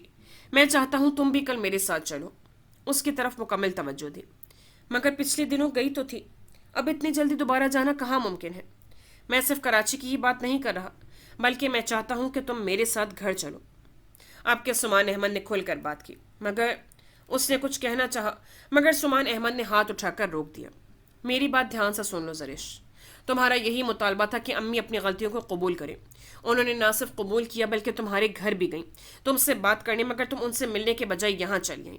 کم از کم ان کی بات تو سنتی، وہ کیا کہہ رہی ہیں۔ اس کے باوجود میں یہاں ہوں تو صرف اس لیے کہ میں کسی بھی بات کو محض انا کا مسئلہ نہیں بنانا چاہتا۔ میں شارق زمات سے مروت برت رہا ہوں تو صرف اس لیے کہ اس سے تمہاری ذات کو مکمل اعتماد اور اطمینان حاصل ہو۔ میری اپنی کوئی غرض نہیں ہے، میں اپنے اور تمہارے رشتے کو بچانا چاہتا ہوں۔ وہ طاہرہ بیگم کی غلطیوں کو معاف کر سکتی تھی مگر ہمیشہ کے لیے ان کا سامنا کرنے کا اس میں حوصلہ نہ تھا۔ مجھے جواب دو ابھی، کل میں جا رہا ہوں اور چاہتا ہوں کہ تم بھی میرے ساتھ چلو۔ یہ برسوں کی رنجشیں تھیں جس کا انجام چاہتا ہوں۔ ہم کوئی فلمی یا ڈرامائی کردار نہیں ہیں زرش، تم میری بیوی ہو، ہمارا رشتہ تو ایک طرف، ہم دونوں ایک دوسرے پہ دلی اور جذباتی لحاظ سے بھی بہت سے حقوق رکھتے ہیں۔ میں قیامت تک تمہارے لوٹ آنے کا انتظار کر سکتا ہوں، مگر یاد رکھنا زرش، وقت ایک دفعہ ہمارے ہاتھ سے پھسل جائے تو کبھی لوٹ کر نہیں آتا۔ سما نے چپ ہو کر اسے دیکھا، وہ سر جھکائے ہونٹ کٹ کچلتے عجیب ششپنج میں تھی۔ فرح کی شادی ہو رہی ہے، سب کے درمیان تمہاری موجودگی بہت اہم ہے، اور جہاں تک امی کا معاملہ ہے میں انہیں کھلے دل سے معاف کر چکا ہوں، اور میں نہیں چاہوں گا کہ اب خود تم سے بات کریں۔ وہ ہماری ماں ہے، جو کیا وہ ماضی کا حصہ ہے۔ اس وقت وہ ہمارے لیے مخلص ہیں اور میں انہیں اپنے معاملے میں بے عزت نہیں ہونے دوں گا۔ زرش نے سر اٹھا کر سنجیدگی سے سمان احمد کو دیکھا۔ میں اپنے دل سے ان کے لیے موجود ہر بات کو نکال چکی ہوں، میں خود بھی نہیں چاہتی کہ وہ مجھ سے معافی مانگے، مگر میں ان سے کوئی تعلق، کوئی رابطہ نہیں رکھنا چاہتی۔ اس سے میری طرف سے کچھ بھی سمجھ لیں، مجھے ان کا سامنا نہیں کرنا، اور اس کے لیے آپ مجھے مجبور مت کریں۔ ٹھیک ہے، کبھی یہ میری ڈیمانڈ تھی مگر اب نہیں۔ وہ اپنے دل کی بات کہہ کر سمان کو دیکھنے لگی جو بغور اسے دیکھ رہا تھا۔ یہ تمہارا آخری فیصلہ ہے؟ آخری بھی اور حتمی بھی۔ اس کے دو ٹوک انداز میں فرق نہ آیا۔ زرش بے وقوفی کی باتیں مت کرو، ایسا نہ ہو کہ جب تم پلٹنا چاہو تو واپسی کے سب دروازے بند ہو چکے ہوں۔ مجھے اس سے کوئی غرض نہیں، اور مجھ سے؟ سمان کا انداز خطرناک حد تک سنجیدہ تھا، وہ جھنجھلا اٹھی۔ آپ اپنی بات نہ کریں، اس معاملے سے ہٹ کر جو بھی کہیں گے آپ کی ہر بات ماننے کو تیار ہوں، مگر اس معاملے کو بیچ میں نہ لائیں۔ سمان نے بظاہر خود کو نارمل ہی رکھا تھا مگر دل و دماغ میں ایک جنگ سی چھڑ گئی تھی۔ بہت دنوں بعد رات کے اس پہر جب حمید صاحب، زبیدہ بیگم اور رمشا ٹی وی کے سامنے بیٹھے کوئی نہ کوئی بات کر رہے ہوتے تو وہ اپنے کمرے میں بند ہو جاتا تھا، مگر آج وہ کمرے سے نکل کر باہر آیا تھا۔ جب سے نویرا واپس لوٹی تھی زبیدہ بیگم نے اس سے رسمی بات چیت شروع کر دی تھی۔ یہی حال حمید صاحب کا بھی تھا۔ انہیں نویرا کا غم تھا، وجہ بیٹا تھا، سو سارا غصہ اسی پر نکالنا تھا۔ مگر جیسے ہی نویرا لوٹی تھی رضا سے خود ساختہ ناراضگی بھی جیسے ختم ہو گئی تھی، مگر رمشا ابھی تک اسی مقام پر تھی۔ رضا نے لاؤنج کے دروازے میں قدم رکھا تو حمید صاحب اسے دیکھ کر شفقت سے مسکرائے۔ آؤ رضا، ادھر آ جاؤ۔ وہ باپ کے پاس آ بیٹھا تھا۔ وہ ادھر ادھر کی باتیں کرتی رہے۔ زبیدہ بیگم بھی ان کے ساتھ باتوں میں الجھ گئی، جبکہ رمشا ان تینوں سے بے پرواہ صرف ٹی وی کی طرف متوجہ تھی۔ باپ اور ماں سے باتوں کے درمیان کئی بار اس کا دھیان رمشا کی طرف گیا، مگر ادھر جیسے کوئی پرواہ ہی نہ تھی۔ وہ دونوں ہمیشہ ایک دوسرے سے الجھتے ہی رہے تھے، مگر اب رمشا کی طرف سے مکمل بے نیازی نے رضا حمید کو اس کی طرف متوجہ کر دیا تھا۔ نویرا کو سوچتے، اپنے رویوں پر غور کرتے، وہ خود بخود رمشا کو سمجھنے کی کوشش کرنے لگا۔ جب سے اس نے اپنی غلطیوں، اپنی شخصیت کے دوہرے پن کا جائزہ لیتے سب تسلیم کیا تھا، اسے رمشا کی ذات اور اس سے جڑے اپنے تعلق کو سمجھنے کا نہ صرف موقع ملا تھا بلکہ شعوری کوشش کے نتیجے میں اس کا ذہن جب بھی نویرا کے تصور میں بھٹکنے کی کوشش کرتا تو وہ اپنے ذہن کو رمشا کے تصور کی طرف موڑنے کی کوشش کرتا تھا۔ اور آج بھی ایسا ہوا تھا کہ کمرے کی چار دیواری میں بیٹھے جب نویرا کا تصور اس پر حاوی ہونے کی کوشش کرنے لگا تو وہ گھبرا کر باہر نکل آیا تھا، اور اب ماں باپ سے باتیں کرتے اس نے اپنی ساری توجہ رمشا کی طرف مبذول کرنے کی شعوری کوشش کی تھی۔ اس کے ہر دوسرے لمحے میں پڑنے والی نگاہ کا ارتکاز کہ رمشا نے بے چین ہو کر رضا کی طرف دیکھا۔ बज़ाहिर वो माँ बाप की बातों में उलझा हुआ था, मगर तवज्जो उसी की तरफ थी। रिमशा ने लब भींच कर दोबारा टीवी की तरफ तवज्जो मबजूल करने की कोशिश की। रज़ा ने उसके दिल की जरखेज ज़मीन को बंजर और बर्बाद करने में कोई कसर न छोड़ी थी। वो जो कर चुका था, जिस तरह नवेरा को बर्बाद करने की प्लानिंग की थी, इस सारे अमल ने उसकी ज़ात में खसारे ही लिखे थे। वो गलत थी, उसने अपनी गलती मान भी ली थी, मगर उसके बाद उसका दिल पहले की तरह रज़ा की तरफ माइल ना हो पाया था। अब तो उसे खुद भी अपने दिल की हालत से वहशत होने लगनी थी कि वो असल में क्या थी और क्या से क्या हो गई थी। राजा से उलझना, नोक-झोंक करना ही तो उसके दिल में मौजूद मोहब्बत को एक नया रंग बख्शता था। अब उसने लड़ना झगड़ना, उलझना और तकरार करना छोड़ दिया था, तो लगता था कि उसके अंदर की मोहब्बत भी दम तोड़ गई है। मोहब्बत तो एहसासात का वो फूल है जिससे अगर तवज्जो का पानी मयस्सर आ जाए तो खुलकर गुलाब बन जाता है, और अगर नफरत की हवा चले तो वो तंद थपेड़ों के सामने बहुत देर तक अपना वजूद भुलाकर क्या बरकरार रख पाता है। किसी भी लम्हे कोई भी तुंद हवा उसे जड़ से उखाड़ फेंकती है। क्या सोच रही हो? वो बज़ाहिर टीवी पर नजरें जमाए दर हकीकत सोच की वादियों में न जाने कहाँ कहाँ भटक रही थी कि पता ही न चला कि कब हमीद साहब और जुबैदा बेगम सोने के लिए उठकर चले गए थे, और वो चौंकी तो तब जब रज़ा उससे पूछ रहा था।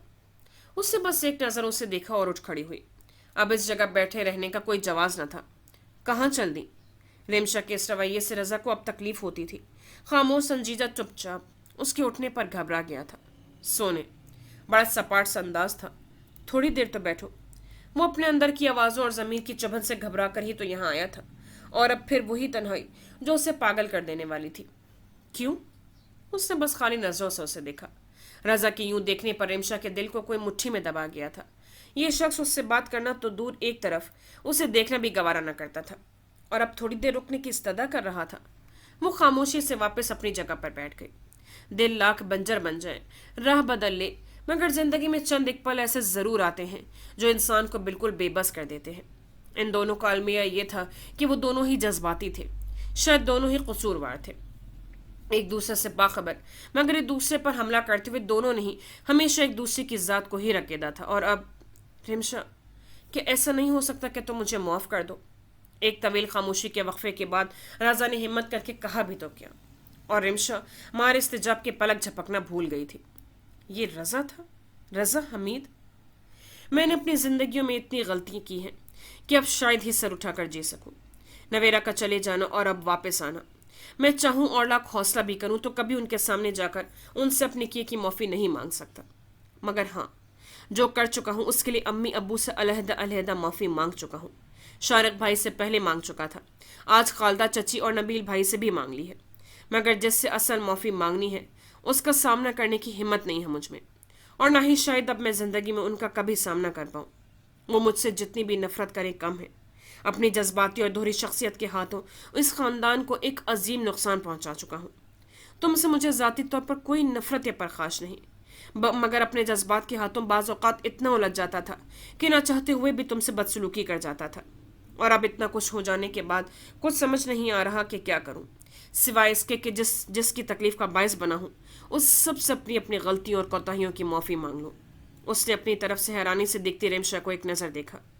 तुम अपने हर रवैये, हर फैसले और अमल में हक बजानिब हो।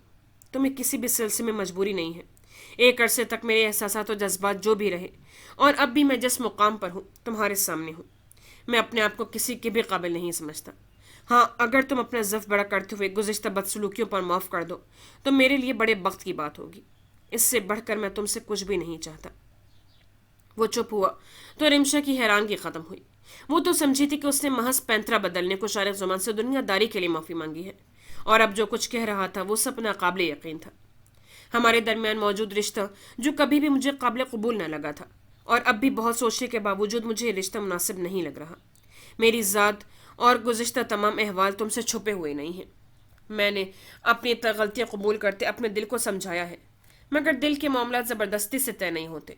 शायद वक्त बदल दे, मगर ज़िंदगी भर मुझे अपने एहसासात एक चुभन और तकलीफ से दोचार करते रहेंगे कि मैं इसी सज़ा के काबिल हूँ।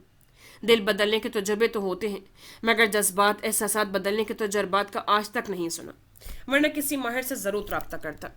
तुम अपने लिए कोई बेहतर फैसला कर लेना, मैं अब्बू और अम्मी को समझा लूँगा, तुम पर कोई ज़बरदस्ती नहीं। वो अपनी बात ख़त्म करके अब उसे देख रहा था। रिमशा सब समझ कर भी कुछ समझ न पाई थी। कैसा फैसला? ज़िंदगी कोई बच्चों का खेल नहीं। تمہیں مجھ سے بھلا کیا حاصل ہوتا ہے؟ مجھے اپنی ساری عمر جذبات و احساسات سے لڑتا گزارنا ہوگی، تو میری سزا میں تم کیوں حصے دار بنو؟ اس نے وضاحت کی، یہ بھی تو ہو سکتا ہے کہ میری محبت تمہارے احساسات و جذبات کو بدل دے۔ رضا، کیا تم مجھے اس قابل بھی نہیں سمجھتے؟ آج اس نے لڑنے کی بجائے تحمل سے بات کرنے کی ابتدا کی، تو وہ بھی پرانے تمام رویے ترک کر کے بڑی مروت اور لحاظ سے گویا ہوا۔ محبت کب دل سے جدا ہوتی ہے؟ زمین بنجر ہو بھی جائے مگر کہیں نہ کہیں کوئی کونا ہرا ضرور رہ جاتا ہے۔ مگر میں خود کو تمہارے کیا کسی کے بھی قابل نہیں سمجھتا۔ تم مجھے سمجھنے کی کوشش کرو، تم مجھے سمجھ لو، تمہیں اپنے قابل میں خود بنا لوں گی۔ وہ محبت کا یقین لیے پر اعتماد تھی، اور رضا کئی لمحے تک اسے دیکھتا رہا۔ وہ حسین تھی اور زندگی گزارنے کا سلیقہ بھی آتا تھا۔ تم اچھی طرح سوچ سمجھ لو، زندگی گزارنا بچوں کا کھیل نہیں۔ دن کے معاملات میں سوچنے سمجھنے کی ضرورت نہیں ہوتی۔ ہمارا رشتہ طے ہے اور یہ ازل سے طے تھا۔ تم خود اچھی طرح سوچ سمجھ لو۔ میرا اب بھی یہی جواب ہے، اور ہر گزرتے دن میں میرے فیصلے میں استحکام ہی آئے گا انشاءاللہ۔ وہ تمام نا امیدی، نفرت بھلائے، پھر وہی رمشا جاوید لگی جو ہر حال میں اس کی ذات میں دلچسپی رکھتی تھی۔ رضا کو لگا وہ اس کی محبت کے آگے ہار جائے گا۔ رضا، نویرا تمہاری ذات، احساسات و جذبات کا ایک حصہ تھی اور رہے گی بھی۔ میں اب اتنی بھی بری نہیں ہوں۔ میں تمہیں غلط نہیں کہتی، مگر ساری عمر ایک پڑاؤ پر رکے رہنا بھی عقل مندی نہیں۔ تمہیں زندگی میں اب نہیں مگر کبھی تو کسی نہ کسی سہارے کی ضرورت ہوگی، تو کیا مذائقہ ہے اگر وہ سہارا میں بن جاؤں؟ نویرا تمہاری زندگی کا ایک باب تھا اور اب ختم۔ زندگی گزارنے کے لیے کوئی وجود بہت ضروری ہوتا ہے رضا۔ انتہائی نفرت کے باوجود میں نے کبھی نہیں سوچا کہ میں اپنا رشتہ تم سے ختم کروں گی، اور نہ ہی کبھی ایسا ہوگا۔ رضا نے ایک گہری سانس فضا میں خارج کی۔ میں جو بھی ہوں اور جیسا ہوں، اسی صورت میں برداشت کر لو گی؟ وہ سوال کر رہا تھا، انداز بڑا سنجیدہ تھا۔ ہاں، تم جو ہو اور جیسے ہو میں تمہیں برداشت کر لوں گی۔ محبت کی تھی اور اب بھی ہے۔ جو گزر گیا وہ ماضی تھا، اور ماضی پر ماتم بے وقوف لوگ کرتے ہیں۔ اتنی ٹھوکروں کے بعد اتنی تو عقل آ ہی گئی ہے، اور میں بے وقوفوں میں شمار نہیں ہونا چاہتی۔ اس نے مسکرا کر کہا اور اپنی جگہ سے اٹھ کھڑی ہوئی۔ اور اگر زندگی میں تمہیں پچھتانا پڑا تو کوئی بات نہیں، دونوں مل کر اکٹھے پچھتا لیں گے۔ محبت میں ساتھ نہ دو مگر پچھتانے میں تو ساتھ دو گے نا؟ وہ بالکل پہلے والی رمشا جاوید بنی مسکرا رہی تھی۔ اس کے جواب کی برجستگی بے رضا کے ہونٹوں پر بھی دھیمی سی مسکراہٹ ابھری، اور رمشا کو لگا وہ بالکل ہلکی پھلکی ہو گئی ہو۔ ایک عرصے بعد اس کا دل خوشی سے جھوم اٹھنے کو چاہنے لگا۔ چلو دیکھ لیں گے، آزما لیں گے۔ اپنی ہار کا اعتراف بھی کس صورت میں کیا تھا؟ رمشا کو ایک دم ہنسی آ گئی۔ بے شک آزما لینا، ہم اپنے قول و فعل میں پکے ہیں، اور انشاءاللہ زندگی بھر پکے رہیں گے۔ رضا صرف اسے دیکھے گیا۔ وہ مسکراتی ہوئی اچھی لگ رہی تھی۔ پہلی بار اسے بغور دیکھتے اسے اس کی مسکراہٹ بڑی بھلی لگی تھی، زندگی سے بھرپور۔ رمشا وہاں سے نکل گئی تھی، اور رضا نے صوفے کی پشت گاہ سے سر ٹکا کر آنکھیں موند لی۔ پہلی بار اس نے خود کو پرسکون محسوس کیا تھا۔ رفعت باجی مصعب کی پیدائش پر پاکستان آئی تھیں، چند دنوں کے لیے، مگر بعد کے حالات ایسے بگڑتے چلے گئے کہ چاہنے کے باوجود واپس نہ جا سکیں، اور اب نویرا کو واپس اس گھر میں دیکھ کر وہ کچھ مطمئن ہو گئی تھیں۔ نویرا کی شارق کے لیے بے اتنائی جوں کی تو تھی۔ ہاں، شارق ضرور بدلا تھا، اور اب یقین تھا کہ نویرا بہت دن تک اپنی ضد برقرار نہ رکھ پائے گی۔ شارق کا جو بھی رویہ تھا، اب نویرا کے لیے اپنی ضد اور انا کو پس پش ڈال کر شارق کی طرف بڑھنے کے علاوہ کوئی اور چارہ باقی نہ تھا، اس صورت میں کہ نبیل کے گھر والے بھی شارق سے صلح کر چکے تھے۔ وہ چند دن مزید رکی تھیں، مگر پھر انہوں نے شارق کو کہہ کر واپسی کا ٹکٹ منگوا لیا تھا۔ اس دن انہوں نے واپس جانا تھا۔ ایک دن پہلے ہی جا کر وہ سب خاندان والوں سے ملائی تھیں۔ رات 9 بجے کی فلائٹ تھی۔ انہیں ایئرپورٹ چھوڑنے جانے والوں میں نواز، فاروق، نبیل، خالدہ بیگم پہلے ہی ان کے ہاں آ گئے تھے۔ نویرا کا گھر سے ہی خدا حافظ کہنے کا ارادہ تھا، مگر رفعت باجی کے اصرار پر وہ بھی ساتھ جانے کو تیار ہو گئی۔ تم تو ایسے رہتی ہو کہ نہ جانے کتنے سالوں کی پرانی دلہن ہو، زیور پہن کر سچ سنور کر رہا کرو، خیر سے شوہر والی ہو۔ وہ واش روم سے باہر نکلی تو رفعت باجی کے تبصرے پر بڑی جذبز ہوئی۔ میں بھی کہتی ہوں مگر یہ مانے کسی کی تب نہ۔ بڑی اماں کو بھی موقع مل گیا تھا، سبھی بڑی اماں کے کمرے میں ہی جمع تھے۔ سب کے درمیان اسے بڑی سبکی محسوس ہوئی۔ یہ زیور پہن لو، باہر نکلتے ہوئے اس عمر کی عورتیں 16 سنگھار کرتی ہیں۔ بڑی اماں نے اٹھ کر الماری سے زیور نکال کر اسے تھما دیا۔ اس سے کوفت ہوئی، مگر نبیل اور نواز فاروق اپنی باتوں میں مصروف تھے۔ شارق اپنے کمرے میں چینج کرنے گیا تھا، اس نے بغیر کچھ کہے زیور پہن لیا۔ رفعت باجی کے ٹوکنے پر اس نے لپسٹک بھی لگا لی۔ وضو وہ کر چکی تھی، نکلتے نکلتے 8 بج جانے تھے، سو وہ گھر سے ہی نماز پڑھ کر جانا چاہتی تھی۔ تیار ہو کر سب باہر لاؤنج میں چلے گئے تو اس نے نماز کی نیت باندھ لی۔ تیز ہارن کی آواز پر وہ جائے نماز طے کر کر چادر لپیٹ کر باہر نکلی تو بڑی اماں اور اماں کو وہیں لاؤنج میں دیکھ کر رک گئی۔ خالدہ بیگم نے ساتھ چلنا تھا مگر وہ یہیں تھی۔ آپ نہیں جا رہی؟ نہیں، مل تو لیا ہے رفت سے۔ تم جاؤ، میں گھر میں ہی رکوں گی۔ وہ باہر نکل آئی۔ پچھلی سیٹ پر نواز اور نبیل کے ساتھ رفت باجی تھی۔ فرنٹ ڈور شارق نے اس کے لیے کھول رکھا تھا۔ مصب نبیل کی گود میں تھا۔ وہ چادر سنبھالتی مارے باندھے بیٹھ گئی۔ شارق نے اس کے تیور دیکھے تو ہونٹ پر مسکراہٹ پھیل گئی۔ اسے مسکراتا دیکھ کر نویرہ کو تاؤ آ گیا تھا مگر اتنے لوگوں کی موجودگی میں کچھ بھی کہنے کی پوزیشن میں نہ تھی۔ آدھے گھنٹے میں وہ لوگ ایئرپورٹ پہنچ گئے تھے۔ وہاں جا کر علم ہوا کہ فلائٹ 1 گھنٹہ لیٹ ہے۔ خدا خدا کر کے وہ وقت گزرا۔ رفت آپا اسے ڈھیروں نصیحتیں کرتے رخصت ہوئی تھیں۔ کچھ دیر وہ ایئرپورٹ پر ہی رکے رہے۔ نبیل کچھ کھانے کو لے آیا تھا۔ واپسی کے سفر میں اسے دوبارہ فرنٹ سیٹ پر بیٹھنا پڑا۔ مصب اس دوران سو چکا تھا۔ نواز اور نبیل ان کے ساتھ جانے کے بجائے رستے میں ہی اترنے پر بضد ہوئے تو شارق نے دونوں کو ان کے گھروں پر اتار دیا۔ دونوں کے اترنے کے بعد گاڑی میں اب بالکل خاموشی تھی۔ شارق نے 1-2 بار اسے دیکھا۔ وہ مصب کو گود میں لیے اس کے وجود کو مکمل طور پر نظر انداز کیے باہر اندھیرے میں جلتی روشنیوں کو دیکھ رہی تھی۔ گھر آنے پر نویرہ نے سکون کا سانس لیا۔ مصب کو سنبھال کر وہ اندر آئی تو شاکرہ جاگ رہی تھی۔ اماں اور بڑی اماں سو گئیں؟ جی، خالدہ بیگم بڑی اماں کے بستر پر سو گئی تھیں۔ یعنی آج رات اسے کہیں اور انتظار کرنا تھا۔ وہ کچھ سوچتی کمرے سے نکل آئی۔ سوتے ہوئے مصب کو اس نے لاؤنج میں آ کر صوفے پر لٹا دیا۔ شاکرہ کو تالے لگانے کی ہدایت دیتے وہ کچن میں چلے آئی۔ مصب کے لیے فیڈر تیار کرتے کھٹکے پر وہ سمجھی کہ شاکرہ ہے۔ تالے لگا دیے ہیں تو مصب کو گیسٹ روم میں لے جاؤ اور کوئی کمبل لے کر ادھر ہی آ جاؤ۔ تم میرے پاس ہی سو جانا۔ دودھ فیڈر میں انڈیل کا وہ پلٹی تو شاکرہ کی جگہ شارق زمان کو کچن میں کھڑی دیکھ کر ٹھٹکی۔ پھر سر جھٹک کر فیڈر بند کرنے لگی۔ شاکرہ اماں کے پاس ہی روزانہ کی طرح صوفے پر سو جائے گی۔ مصب میرے کمرے میں ہے۔ اس نے نویرہ کو نظر انداز کرنے پر کہا تو وہ چونک کر پلٹی۔ چادر وہ اندر آ کر صوفے پر ہی اتار کر ڈال آئی تھی۔ گمان نہیں تھا کہ اپنے کمرے میں جا کر شارق باہر آئے گا۔ شارق نے بھرپور نگاہوں سے اس کو دیکھا تو نویرہ کوف سے دوچار ہوئی۔ چہرہ شرم سے سرخ ہو گیا۔ کیوں؟ مصب ادھر کیوں ہے؟ ظاہر ہے جہاں ماں سوئے گی بچہ بھی وہیں سوئے گا۔ اس نے یوں جواب دیا جیسے وہ بڑی کم عقل ہو۔ نویرہ کا سر پیٹ لینے کو جی چاہا۔ ہٹیں پیچھے، بہت بڑی غلط فہمی سے دوچار ہے محترم۔ میں آپ کے گھر میں ہوں مگر اتنی مجبور نہیں ہوئی کہ آپ کے کمرے تک پہنچ جاؤں۔ ایک تو شارق کا جواب، دوسرا اس کی نگاہوں کے تاثر نے اسے پھر بھڑکا دیا تھا۔ شارق زبان ہنس دیا۔ چلو کوئی بات نہیں، بیٹا تو پہنچ گیا ہے، ماں بھی پہنچ جائے گی۔ وہ آرام سے کہہ کر ایک بھرپور نظر اس کے وجود پر ڈال کر دروازے سے ہٹ کر واپس اپنے کمرے کی طرف بڑھ گیا۔ نویرہ لب بھینچے اسے گھورتی رہ گئی۔ اسے قطعی گمان نہیں تھا کہ شارق زمان کوئی ایسی حبی حرکت کر گزرے گا۔ اس نے بھی سوچ لیا کہ وہ کبھی اس کے کمرے میں نہیں جائے گی۔ وہ اماں کے کمرے میں آئی تو شاکرہ سونے لیٹ چکی تھی۔ اسے اٹھا کر اشارے سے باہر آنے کو کہا۔ مصب شارق کے کمرے میں ہے، اسے لے کر میرے پاس آؤ۔ وہ واپس لاؤنج میں آ گئی۔ اگلے ہی پل حواس باختہ سی شاکرہ واپس خالی ہاتھ آئی تھی۔ صاحب نے ڈانٹ دیا ہے، کہہ رہے تھے کہ خدا کر لے جائیں، اگر میں دوبارہ ان کے کمرے میں نظر آئی تو میری ٹانگیں توڑ دیں گے۔ نویرہ کا جی چاہا ایک پل میں اس شخص کا حشر نشر کر دے۔ اچھا تم جاؤ، دیکھ لیتی ہوں کیا کر لیں گے محترم۔ اسے بھیج کر وہ صوفے پر بیٹھ گئی تھی۔ چادر اپنے گرد لپیٹ کر وہ خاصی بے حس سی تھی۔ مصب اس کے بغیر نہیں سوتا تھا اور وہ اس کے بغیر۔ کچھ دیر بعد بے چین سی ہو کر شارق کے کمرے تک گئی مگر پھر ضد اور انا آڑے آ گئی تو واپس پلٹ آئی۔ میں کیوں جاؤں؟ اس شخص نے اتنی بار مجھے ذلیل کیا، میرے کردار پر انگلی اٹھائی، ایسے کانوں کے کچے مرد پر کیوں اعتبار کروں؟ اچھی بات ہے، سنبھالے خود بچے کو، پتہ چل جائے گا کہ کیسے سنبھالتے ہیں۔ اپنے آپ کو تسلی دیتے دل سخت کرتے وہ پھر صوفے پر بیٹھ گئی تھی۔ 1 گھنٹہ گزرا تو اسے ہال اٹھنے لگے۔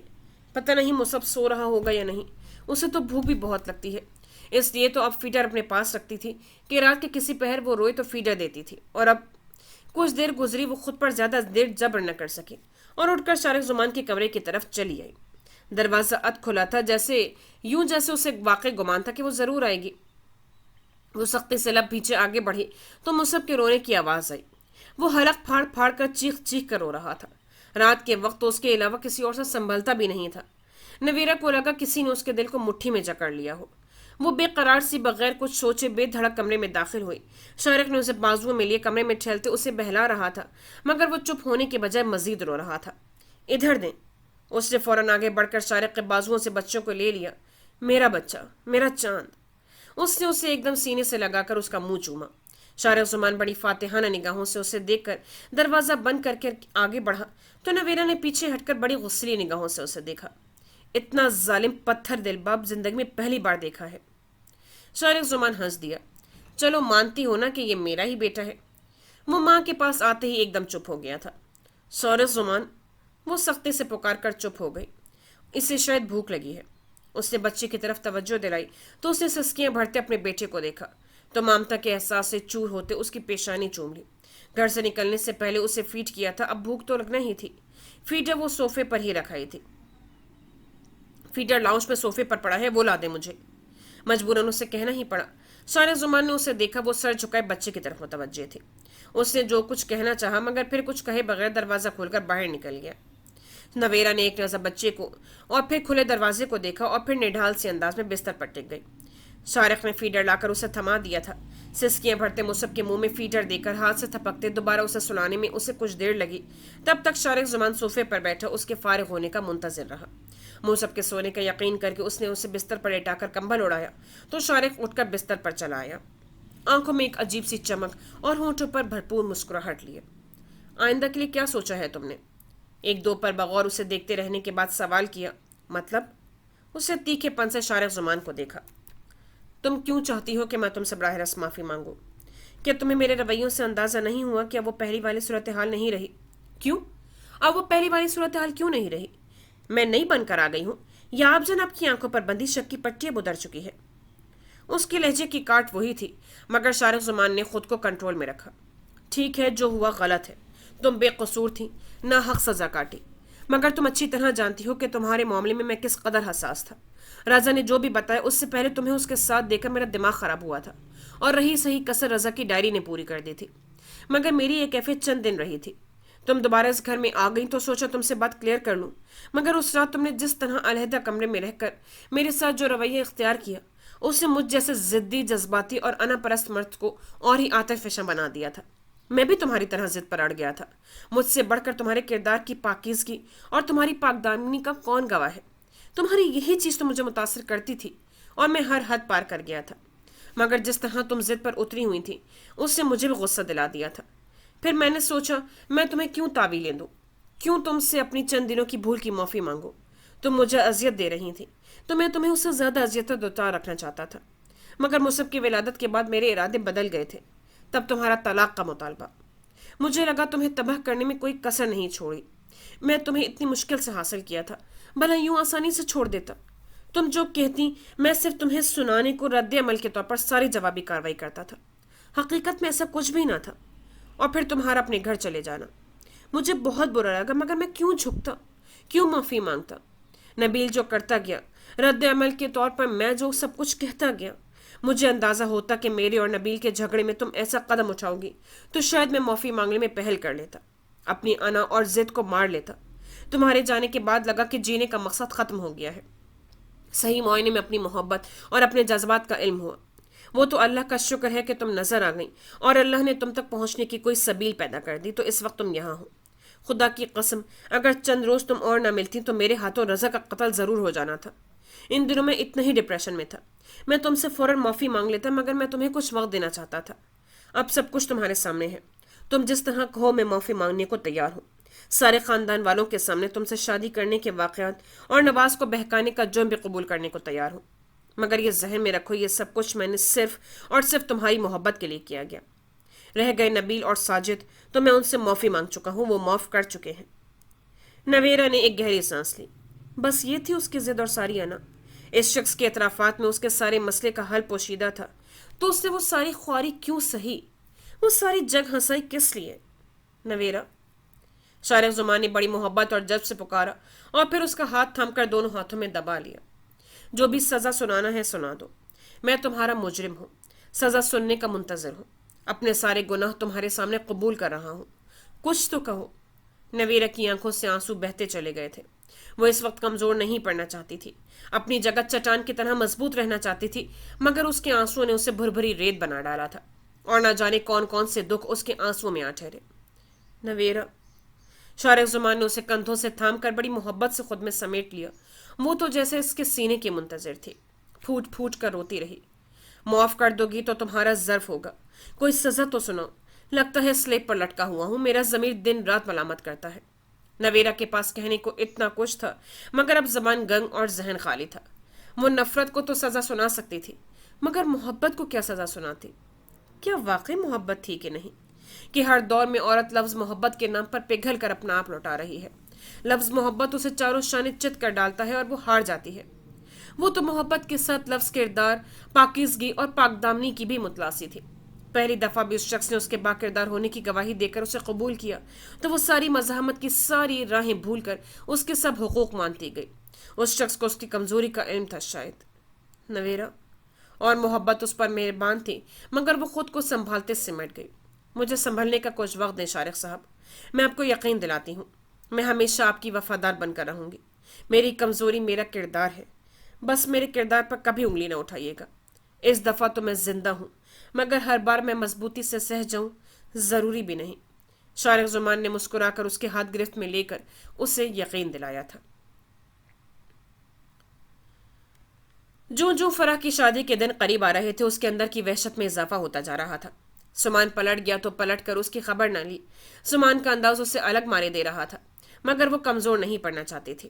سمان کی ناراضگی کس وجہ سے تھی اور وہ وجہ پوری کرنا اس کے بس میں نہیں تھا. سمان کے جانے اور پھر رابطہ نہ کرنے پر اس نے بھی چپ سادھ لی تھی. ماما اکثر رابطہ کرتی رہتی تھی. ساتھ کئی بار فون کر کے اسے کراچی آ جانے کی بات کر چکا تھا مگر وہ ہر بار ٹال جاتی.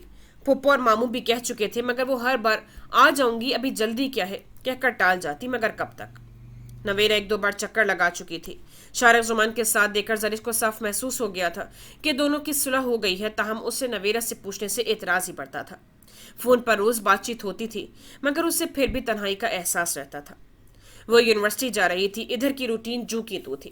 ہل چل تو تب مچتی جب کراچی سے کسی نہ کسی کا فون آ جاتا تھا. تائی ابو نے بھی فون کر کے اسے سمجھانے کی کوشش کی تھی. ان کے سامنے چپ رہی مگر اپنے دل کا کیا کرتی جو اس گھر میں جانے پر راضی ہی نہیں تھا.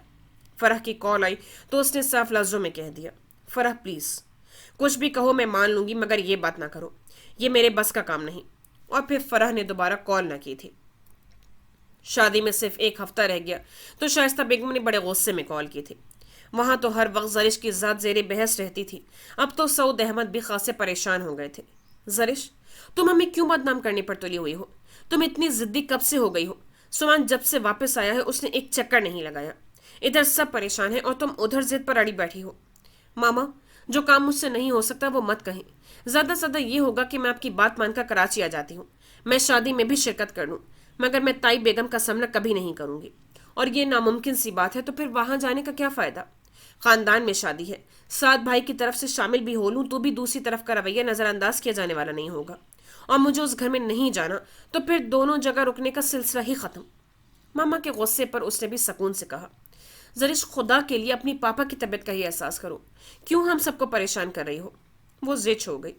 ماما بات پہلے ہی فائنل اور حتمی ہو چکی ہے. آپ جتنا بھی کھینچیں گے کوئی فائدہ نہیں ہوگا.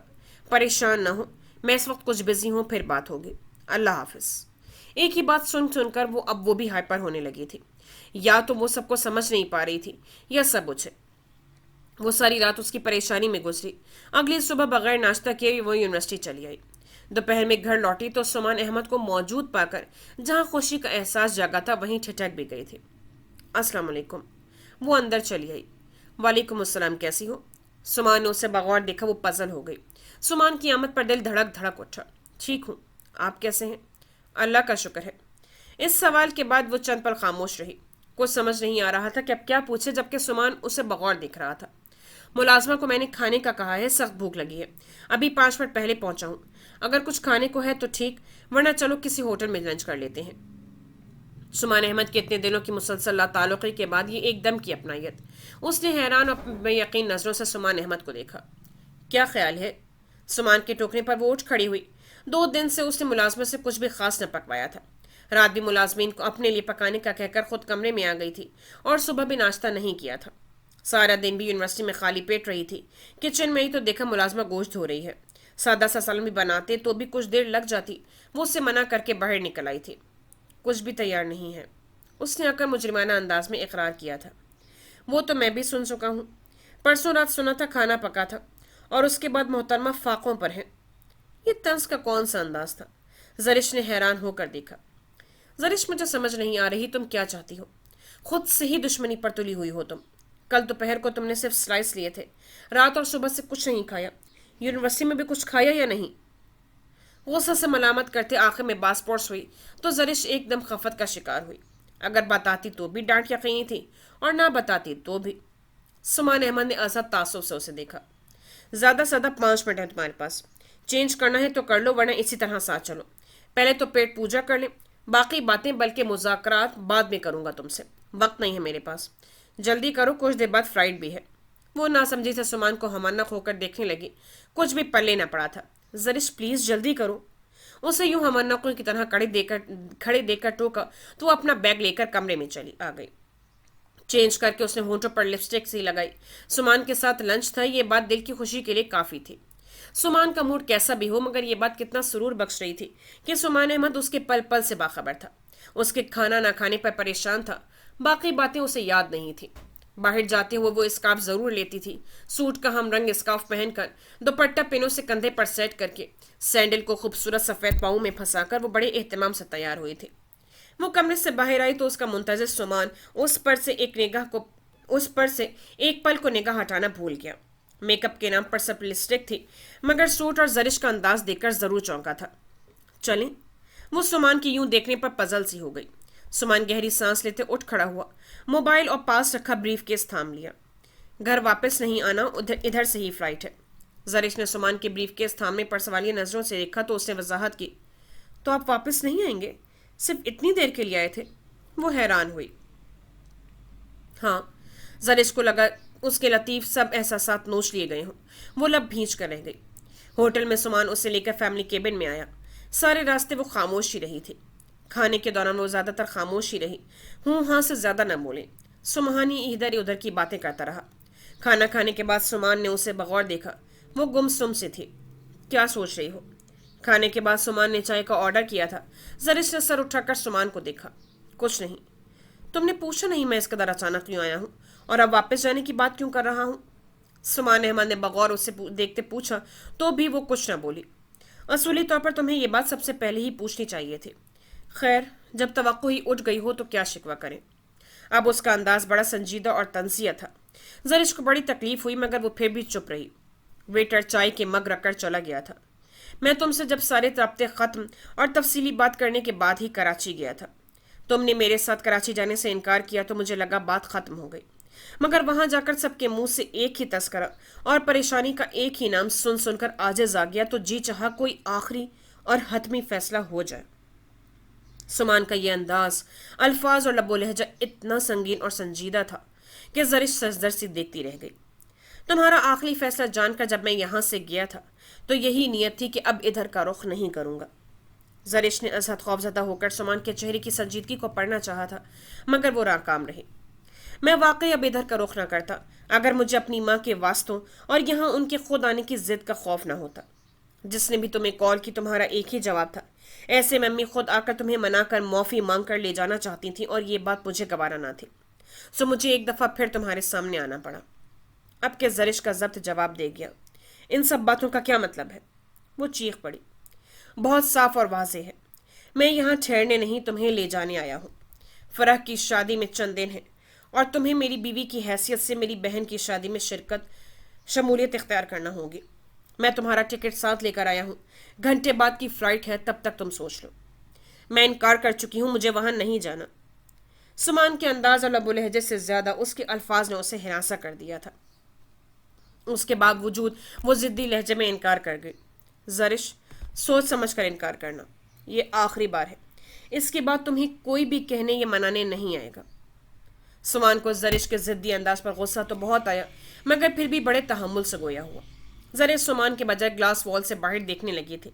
زرش، میری طرف دیکھ کر مجھے جواب دو، تو میرے ساتھ کچھ دیر بعد چل رہی ہو یا نہیں؟ سمان نے ازحد برہمی سے اس کا چہرہ اپنی طرف کرتے سوال دہرایا تو زرش نے جھٹکے سے اپنا چہرہ دوسری طرف کر لیا۔ نہیں، پہلے سے زیادہ ضدی انداز میں کہا۔ اوکے، ٹھیک ہے، اب تمہیں کوئی کچھ نہیں کہے گا۔ سمان ایک دم غصے سے کہہ کر اٹھا اور ویٹر کو اشارہ کیا تو وہ جلد آیا تھا۔ اسے بل لانے کا کہہ کر پھر زرش کو دیکھا۔ تم دنیا کی بے وقوف ترین لڑکی ہو، اپنی ضد اور ذات میں جینے والی، جسے دوسروں کی خوشیوں سے کوئی غرض نہیں۔ تم زرش، یہ بات ذہن میں رکھنا، میں اب کے گیا تو پلٹ کر کبھی نہیں آؤں گا۔ میں نے ہر حال میں سمجھوتا کرنے کی کوشش کی ہے۔ فرح میری بہن ہے، اس کی خوشیاں مجھے ہر حال میں عزیز ہیں۔ اس سے مجھ سے ایک فرمائش کی تھی اور اس کی یہ فرمائش پوری نہیں کر پایا، مجھے افسوس رہے گا، مگر اس سے بڑھ کر اس بات پر افسوس رہے گا کہ تمہیں زندگی نے سب کچھ دیا، مگر تم نے اپنی ضد اور نام نہاد انا کے ہاتھوں مجھے کھو دیا۔ میں تم سے رابطہ ہی ختم نہیں کروں گا بلکہ ہر تعلق بھی توڑ دوں گا۔ زندگی میں پہلی بار سمان کے اندر بلا کی جذباتیت اور وحشت نے سر ابھارا تھا۔ انتہائی غصیل اور جذباتی لہجے میں کہہ رہا تھا۔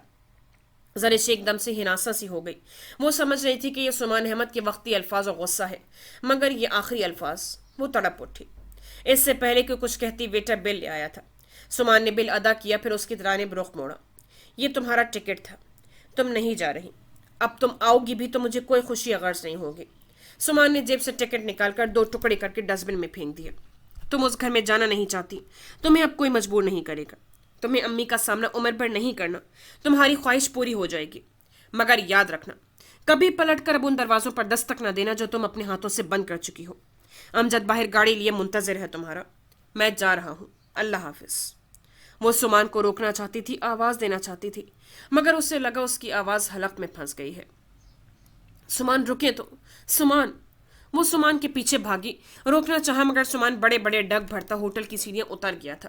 وہ بھاگتے ہوئے جب تک گاڑی کے قریب پہنچی تو سمان امجد سے بات کر رہا تھا۔ سمان پلیز! سڑک پر کھڑے ہو کر بات کرنے کو کوئی فائدہ نہ تھا، مگر اس نے پکارا تو سمان نے پلٹ کر اسے دیکھا۔ بات ہو چکی ہے، حتمی اور فیصلہ کن۔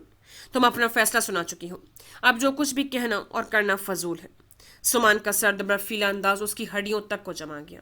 سمان ٹیکسی روک کر ڈرائیور سے بات کر کے بیٹھ گیا تو زرش کی آنکھیں ایک دم برسنے لگیں۔ دھندلی آنکھوں سے وہ گاڑی کو آنکھوں سے غائب ہوتے دیکھتی رہی تھی۔ بیگم صاحبہ چلیے، امجد مؤدب کھڑا پوچھ رہا تھا۔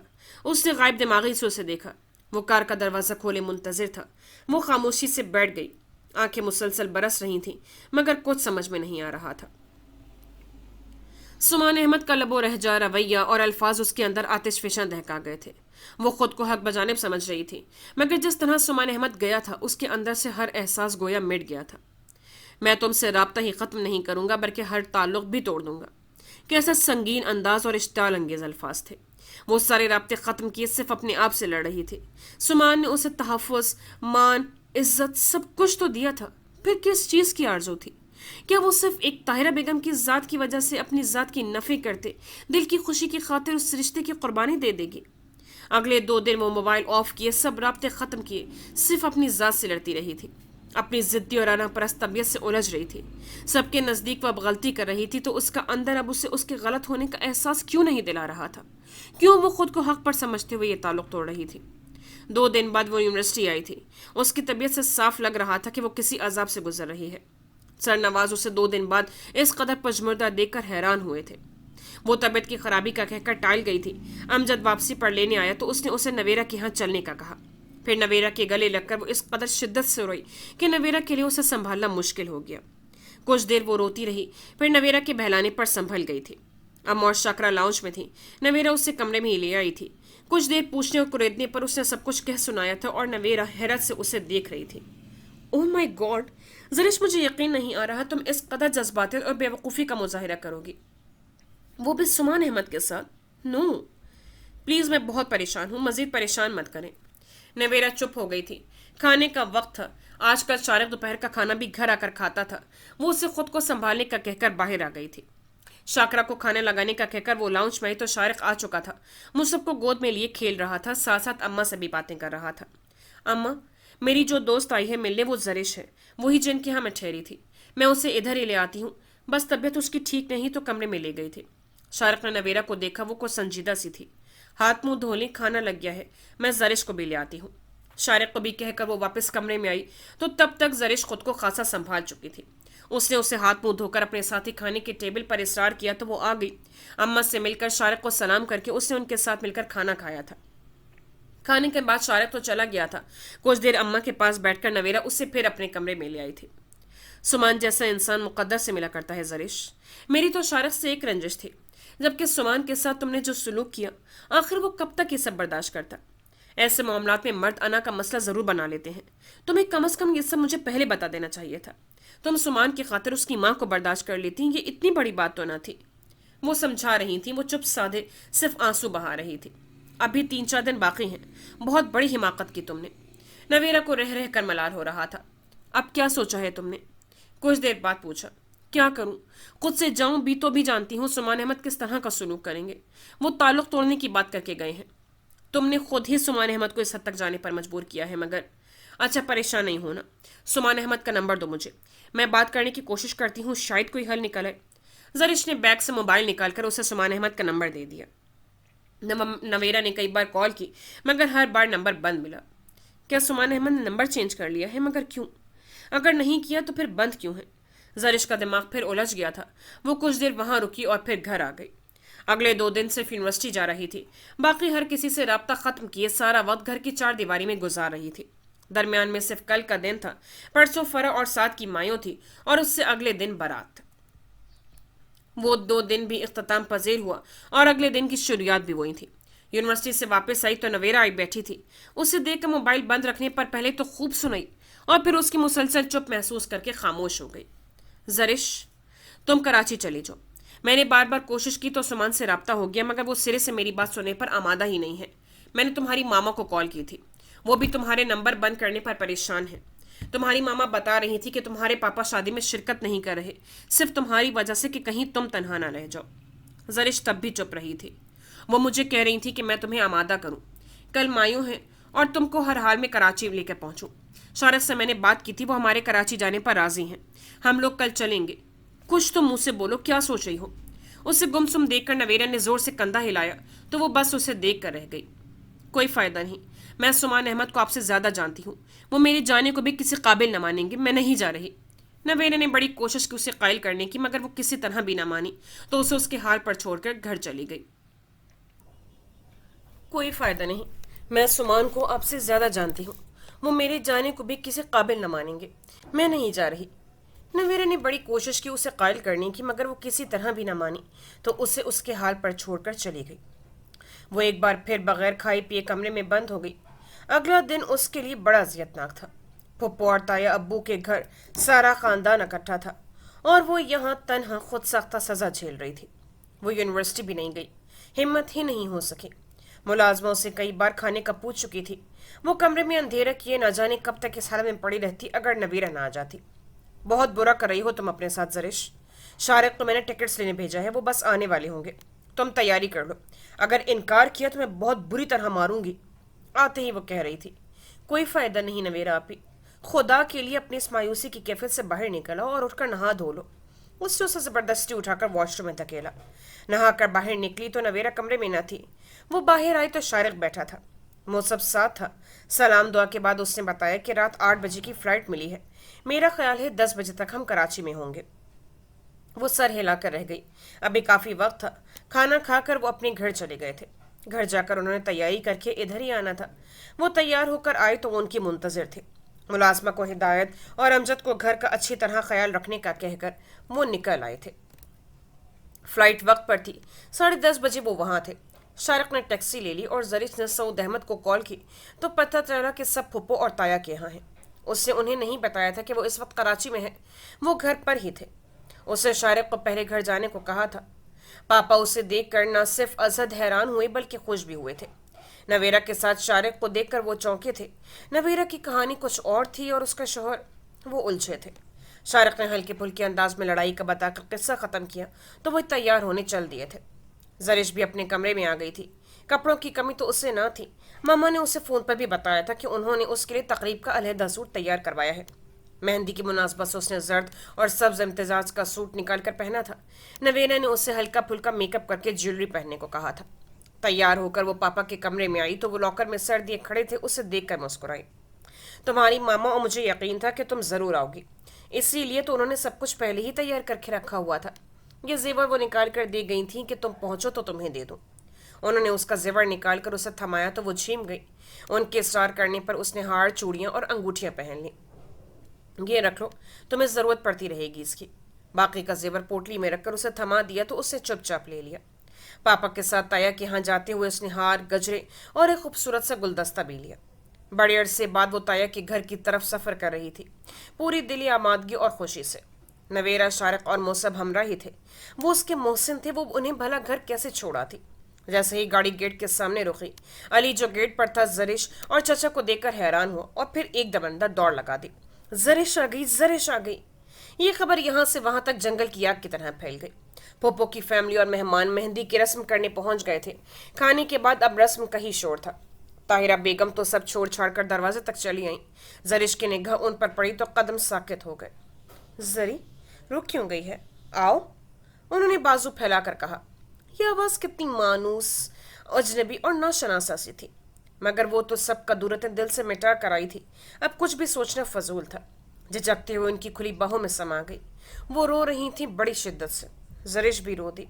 कितनी नफरत थी दोनों में, मगर अब मुझे माफ कर दो बेटी, मैं बहुत गुनहगार हूँ और खताकार हूँ। मैं खुद लाहौर जाना चाहती थी तुम्हें लाने के लिए, मगर सुमान नहीं माना। जरिश का चेहरा हाथों में थाम कर इतने लोगों की मौजूदगी में वो माफी मांग रही थी। जरिश को अपना आप छोटा लगा। प्लीज तायम्मी, ऐसी बातें मत करें। मैं सब कुछ भुला कर यहाँ आई हूँ। जो हुआ भूल जाए। एकदम में शर्मिंदा होकर वो फिर उनके कंधे से लग गई। अगर सास बहू का प्यार खत्म हो गया है तो इर्द गिर्द भी देख लो, और लोग भी यहाँ मुंतजिर हैं मिलने को। जुबारिया भाभी ने हल्के फुल्के अंदाज में कहते जरिश को गले लगा लिया। बहुत अच्छा फैसला किया है तुमने, बहुत अच्छा, वो कान में बोली थी। उसके बाद वो ताया, अब्बू, उस्मान भाई और अली से मिलने के बाद आगे बढ़ी तो पीले सूट में फरहक को देखकर वालेहाना अंदाज में उसकी जाने पड़ी। मुझे यकीन था तुम जरूर आओगी, वो कह रही थी और जरिश की आंखों में नमी छलक पड़ी। जहाँ यकीन इतना मजबूत हो वहाँ वो कैसे ना आती। पप्पो, मामा, हादी आपा, नौशीन और दीगर लोगों से मिलने के बाद वो नवेरा को हमरा लिए स्टेज की तरफ बढ़ गई। कुछ देर में मेहंदी की रस्म शुरू हुई तो उसने बुके फरह को थमाकर उसके बाजुओं में गजरे सजाकर रस्म का आगाज किया था। नवेरा वहां रोमैसा और उसकी फैमिली को देखकर बड़ी हैरान हुई थी, और फिर गुफ्तगू के बाद ताल्लुकदारी वाज़ेह हुई तो वो बड़े मुतमईन अंदाज में उन सब के साथ महवे गुफ्तगू हो गई। उस्मान और अली शारिक को मर्दाने में ले गए थे। रस्म मेहंदी के बाद ढोलक की बारी आई तो सब लड़कियां उधर मुतवज्जे हो गई थी। वो भाभी और फरह स्टेज पर भी बैठी हुई थी। उसने अभी तक सुमान को नहीं देखा था। खबर तो सुमान को मिल गई होगी, मगर वो अंदर नहीं आया था। सुमान से मिली? भाभी ने पूछा तो उसने नफी में सर हिला दिया। बहुत खफा है वो मुझसे, और जुबारिया ये जानती थी। तुमने भी अच्छा ना किया, यहाँ सब राब्ता कर रहे थे, खास तौर पर तुम्हें लेने गया, मगर खैर। वो किसी के बुलाने पर उठकर चली गई तो वो फरह के पास ही बैठी रही। फरह को मेहंदी लगाई जा रही थी, हाथ पांव पर निहायत खूबसूरत डिजाइन में। 2 बजे के करीब फुप्पो की फैमिली और दीगर मेहमान रुखसत होना शुरू हुए तो आखिर तक घर के अफराद और चंद दूर के रिश्तेदार रह गए थे। नवेरा उसके लाख रोकने पर भी ना रुकी। वो मामा पापा के हमरा शारिक को लिए सुबह दोबारा आने के वादे पर घर चली गई। थकन से बुरा हाल हो रहा था। उसे बहुत कोशिश के बावजूद सुमान नजर नहीं आया। वो मर्दाने में ही मसरूफ रहा था। सब अपने अपने कमरों में चले गए तो वो भी भाभी के घूरने पर सुमान अहमद वाले कमरे में चली आई। वो बैग में सिर्फ एक जोड़ा रख कर लाई थी, बाकी सब मामा के यहाँ ही था। वो बिस्तर पर बैठकर क्राउन से टेक लगाकर सुमान अहमद का इंतजार करने लगी, मगर सुमान कमरे में आकर ही नहीं दे रहा था। इंतजार करते करते न जाने उसकी आंख कब लग गई। अजान की आवाज पर उसकी आंख खुली तो उसे अपना जिस्म अकड़ा अकड़ा महसूस हुआ। गर्दन को सीधा करते वो सीधी हुई तो इल्म हुआ कि वो बाकी मादारात यूं ही बैठे बैठे गुजार गई थी। शायद 1-2 घंटे ही सो पाई थी। नाइट बल्ब रोशन था जबकि लाइट ऑफ थी। उसे याद था वो तो सुमान अहमद का इंतजार करते करते सोई थी। फौरन गर्दन घुमाकर बेड को देखा, मगर वो खाली था। निगाह इधर उधर भटकते हुए सोफे पर पड़ी तो सुमान को वहां महवे ख्वाब देकर अजहद झुकी हुई। न जाने सुमान कब आकर लेटा था।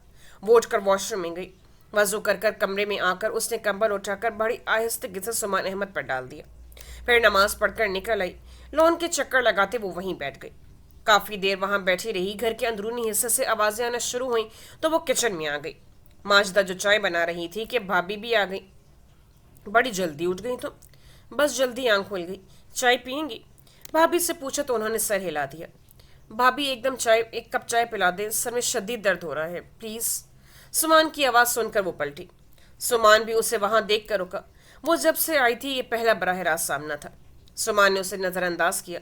हाँ भिजवाती हूँ। सिर्फ चाय ही भिजवाऊँ या नाश्ता भी तैयार करवा के भेजूँ? सिर्फ सुमान, सिर्फ चाय। ये कहकर सुमान पलट गया और जरिश का दिल भर आया। जरिश, सुमान की भी चाय ले जाओ। चाय मगों में डालकर अपना कप लेकर वो निकलने लगी तो भाभी के कहने पर रुकी। माजदा को भेज दें, मेरे हाथ से तो वो शायद चाय लेना भी पसंद ना करें। यासियत से कहकर वो फराह के कमरे में चली आई। वो अभी तक सो रही थी। जरिश को उसकी नींद पर बड़ा रश्क आया। कुछ देर में वो उठ गई। जरिश को अपने कमरे में देखकर मुस्कुराई, फिर हाथ मुंह धोकर लौटी तो जरिश उसकी मेहंदी देखकर खुश हुई थी। फराह को बड़ा तेज रंग आया था। जरा भी अच्छे नहीं लग रहे थे फराह को उसके सादा हाथ पैर। वो किचन में जाकर कौन ले आई। मुझे तुम्हारे ये सादा हाथ पैर बड़े बुरे लग रहे हैं। देखना, अब मैं तुम्हें मेहंदी लगाती हूँ। मेरी मेहंदी तो वैसे भी तुम्हें बड़ी पसंद है। उसके नाना करने के बावजूद फराह ने उसका हाथ थाम लिया और फिर उसे तब तक न छोड़ा जब तक उसके हाथ और पांव पर अपनी मर्जी से मेहंदी न लगा दी। मैं नाश्ता करने जा रही हूँ, तुम आराम से चाहो तो सो जाओ या बैठकर मेहंदी सुखाओ। जरिश के बिस्तर पर लेट गई थी। कुछ देर लेटने के बाद उसे खुद ब खुद नींद आ गई थी। बारात का इंतजाम होटल में था। सारा दिन सबका बड़ी मसरूफियत में गुजरा। होटल के औकात 5 से रात 10 बजे तक थे। सो मर्द हजरात जल्दी ही तैयार होकर वहां चले गए थे। ज्यादातर मेहमानों ने होटल ही पहुंचना था। भाभी ने उसे फराह के साथ पॉलर जाने का कहा। इस बैग में तुम्हारे और फराह दोनों के लिबास, जेवर सब कुछ है। अली छोड़ आएगा, जल्दी नहा कर निकलो। भाभी की हिदायत पर वो वॉशरूम में घुस गई।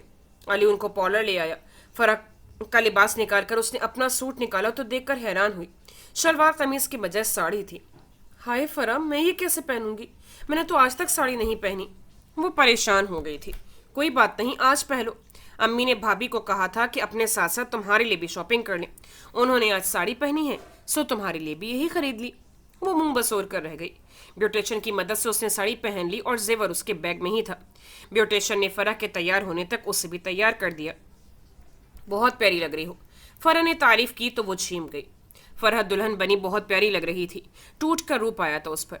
जरिश गाहे बगाहे साथ के जिक्र से उसे छेड़ती रही थी। होटल पहुंचकर फराह को कमरे में पहुंचाकर वो मामा और नवेरा के पास चली आई। जबरदस्त, बहुत अच्छी लग रही हो। नवेरा ने दिल खोल कर सराहा। वो हंस दी।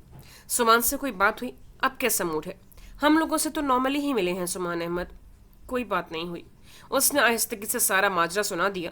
नवेरा उसे तसलियां देती रही। बारात आने के बाद निकाह और फिर खाने तक वो मामा के पास ही रही। मर्द और खवातीन का अलहदा इंतजाम था।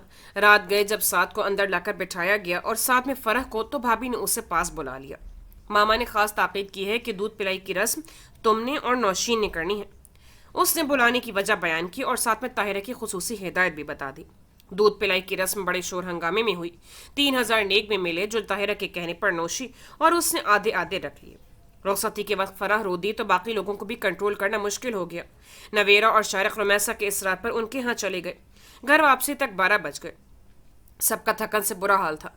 मामा और पापा उनके साथ ही इधर आ गए थे जिन्हें कुछ देर तक घर चले जाना था, जबकि नौशी मामू के यहाँ थी। भाभी के कहने पर उसने चाय बनाई थी। मुलाजमों से सबको चाय का देने का कहकर वो खुद चेंज करने कमरे में चली गई। वो बेध्यानी में ड्रेसिंग रूम में चली गई, मगर वहां सुमान को अलमारी में सर दिए खड़ी देखकर झिझकी। सुमान शायद चेंज करने आया था। शर्ट उतारी हुई थी। जरिश रुक गई कि क्या करे, वापस पलट जाए या आगे बढ़कर अलमारी से अपना बैग निकाल ले। सुमान उस पर एक उचटती निगाह डालकर फिर अलमारी से अपनी शर्ट ढूंढने लगा। सुमान के अंदाज पर जरिश का दिल एकदम रुका। इतना लाताल्लुक अंदाज। उसके दिल को कुछ हुआ। उसने आगे बढ़कर दूसरा पट खोलकर अपना बैग निकाला तो ऊंची हील और साड़ी की वजह से सुमान के सामने वो काफी पजल हो गई। बैग निकालकर पलटी थी कि ऊंची हील पर तवाज़ो न रख पाई और इससे पहले कि वो गिरती उसने करीब खड़े सुमान का कंधा थामा। बैग उसके हाथ से छूट गया। क्या बदतमीजी है ये! सुमान के गुस्से पर वो शजदर रह गई। सुमान ने झटके से उसका हाथ अपने कंधे से हटाया। वो अलमारी से जा टकराई। आंखें एकदम धुंध से हटी थी, मगर वो खुद को संभाल गई। मैं आ तो गई हूँ, अब क्यों नाराज हैं? उससे बेहद बेचारगी से कहा था। तुम अपनी गर्ज के लिए आई हो, मेरे लिए नहीं। मैंने तुम पर बहुत पहले ही वाजे कर दिया था कि तुम्हारे आने जाने से मुझे कोई गर्ज नहीं होगी। सुमान के लबो लहजे ने उसके ऊपर बुरी तरह असर किया। अब तो मैं आ गई हूँ, सब कुछ भुलाकर, सारी रंजिशें खत्म करके। आप इतने संगदिल तो ना थे। मेरे साथ ऐसा सलूक क्यों कर रहे हैं? अगले ही पल वो रो दी। तुम इसके काबिल हो। वो सुमान के लबो लहजे पर बेयकीनी से देखती रह गई। फिर तेजी से वहां से निकलकर बेडरूम में आ गई। वो क्यों आ गई थी? जज्बातियत ने उस पर बड़ी बुरी तरह हमला किया। वो सब भुलाकर सिर्फ सुमान के लिए आई थी और सुमान फूट फूट कर रोते उसने हाथों के गजरे नोच कर फेंक दिए। उसे जेवर से वहशत होने लगी। वो बिस्तर पर गिर कर सारा जेवर नोच कर बिस्तर पर फेंका। तुम इसी काबिल हो, ये अल्फाज उसके जहन और दिल पर हथौड़े की मानंद बरस रहे थे। तकिए पर सर रखे वो शिद्दत से रोती रही। सुमान चेंज करके रूम में आया तो पांव तले गजरे आ गए। लब भींच कर एक तक निगाह फूट फूट कर रोते वजूद और इर्द गिर्द बिखरे जेवर पर डाली। वो सर झटक कर बाहर निकल गया तो जरिश को लगा उसके वजूद में मौत दर आई है। खूब रोकर दिल का गुबार निकालकर मुंह हाथ धोकर चेंज करके वो कमरे से बाहर आई तो मामा पापा वापसी के इरादे से खड़े थे। सुमान भी वहीं था। मामा आप ठहरे, मैं भी चल रही हूँ। सबने चौंक कर खासतौर पर ताहिरा बेगम ने बगौर उसके रोए चेहरे को देखा। क्यों बेटा? वो एकदम खौफजदा हुई। मैं सुबह फिर आ जाऊंगी। उन्हें मुख्तसरन कहकर वो कमरे में आकर अपना बैग लेकर मामा पापा के साथ चली आई। शाइस्ता बेगम ने उसकी चुप नोट की थी मगर टोका नहीं। अब वो चाहती थी कि वो अपना फैसला खुद करे। अगर आ गई है तो अगले मनहरे के बारे में भी सोचे। शाइस्ता बेगम ने उसकी चुप नोट की थी मगर टोका नहीं। अब वो चाहती थी कि वो अपना फैसला खुद करे। अगर आ गई है तो अगले मरहले के बारे में भी सोचे। खूबसूरत फूलों से सजे कमरे में दुल्हन बनी बैठी वो खासी घबराहट का शिकार थी। कुछ देर पहले सभी घर वाले उसके गिर्द जमा थे मगर इस वक्त वो तन्हा थी। धड़कते दिल के साथ वो आने वाली घड़ियों का इंतजार कर रही थी। कुछ देर बाद दरवाजे पर खटका हुआ तो वो अंदर तक घबरा उठे।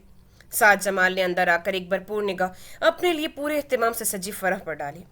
अस्सलाम वालेकुम, बड़े शर्मसार लहजे में कहते हुए उसके करीब बैठा तो फरह को अपना दिल हथेलियों में धड़कता महसूस हुआ। उसने सर हिलाकर सलाम का जवाब दिया। बहुत प्यारी लग रही हो, मेरे तस्वुर से भी बढ़कर। बड़ी मोहब्बत से उसका हाथ थामकर बगौर देखा तो वह निगाह न उठा सकी। खुश हो?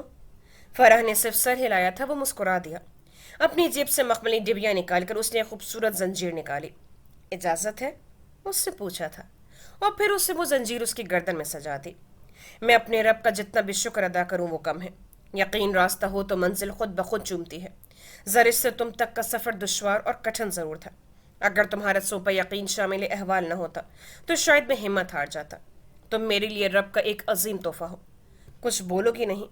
वो निगाह उठाकर अपनी तरफ वारिफ्तगी और जज्बात की शिद्दत से मुतवज्जे वजूद को सिर्फ एक पल देख पाई थी। चलो ना बोलो, आज रात मुझे बोलने दो। बल्कि सुनो, फिर सारी उम्र तुम्हारी ही सुननी है। फरह का हया और शर्म से गुलनार चेहरा देखकर वो हंस दिया। वो सारा दिन मामा के साथ ही रही।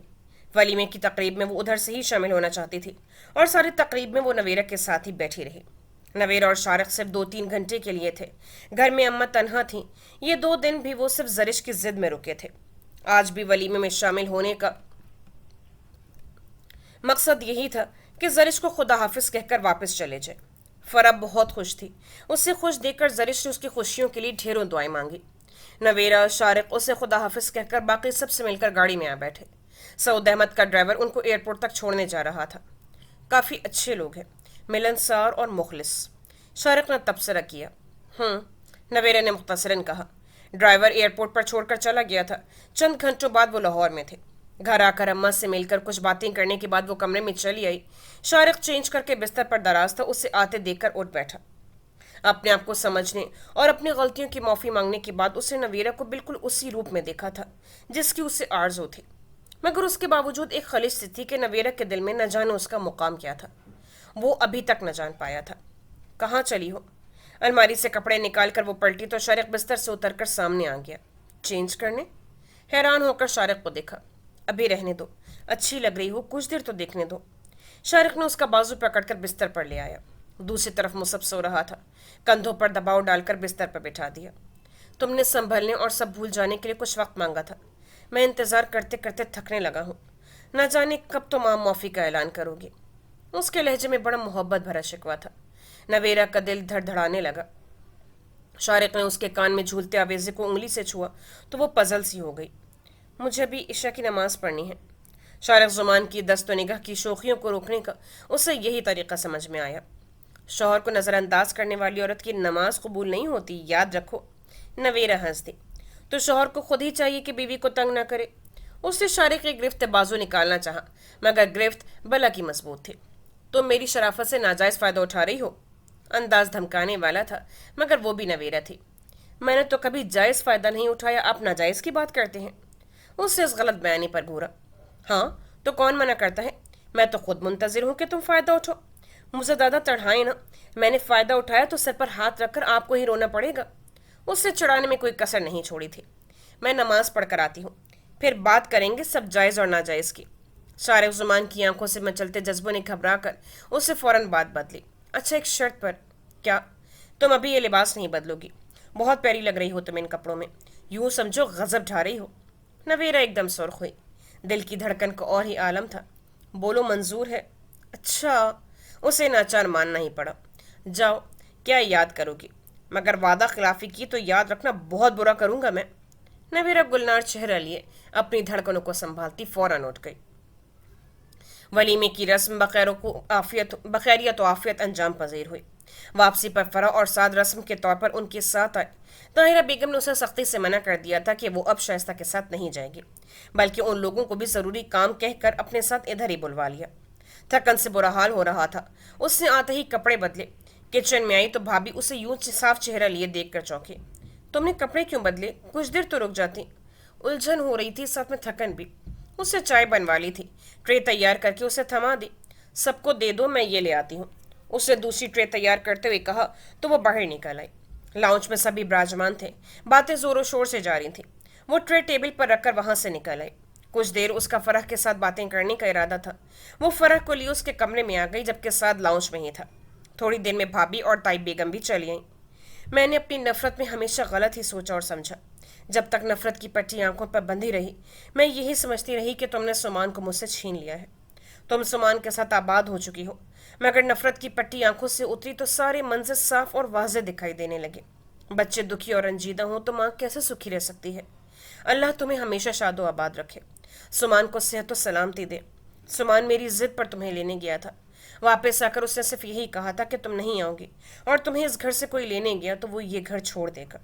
मैं चुप हो गई। तुम आ गई हो, बड़े ज़र्फ वाली हो, मगर तुम्हें और सुमान को इस तरह देखकर दिल को बड़ी तकलीफ हो रही है। तुम हमारी बच्ची हो, जानती हो कब से सुमान के साथ हो। कम से कम नौशी की तरह कोई खुशखबरी तो ज़रूर होती ना। पास बैठकर वो जिस तरह बात कर रही थी, शर्म हया से जरिश कसर झुकता चला गया। शाइस्ता को भी मैंने इसीलिए रोक लिया है। सुमान को वक्त गुस्सा है, सब समझा रहे हैं, परेशान नहीं होना। जुबारिया, बहन को तैयार करके बाहर ले आओ। अपनी नफरत के हाथों बड़े हसीन और अनमोल पल ज़ाया किए हैं। आज मैं जरिश को दुल्हन बना देखना चाहूँगी। सारी गलतियों का अजाला करूँगी।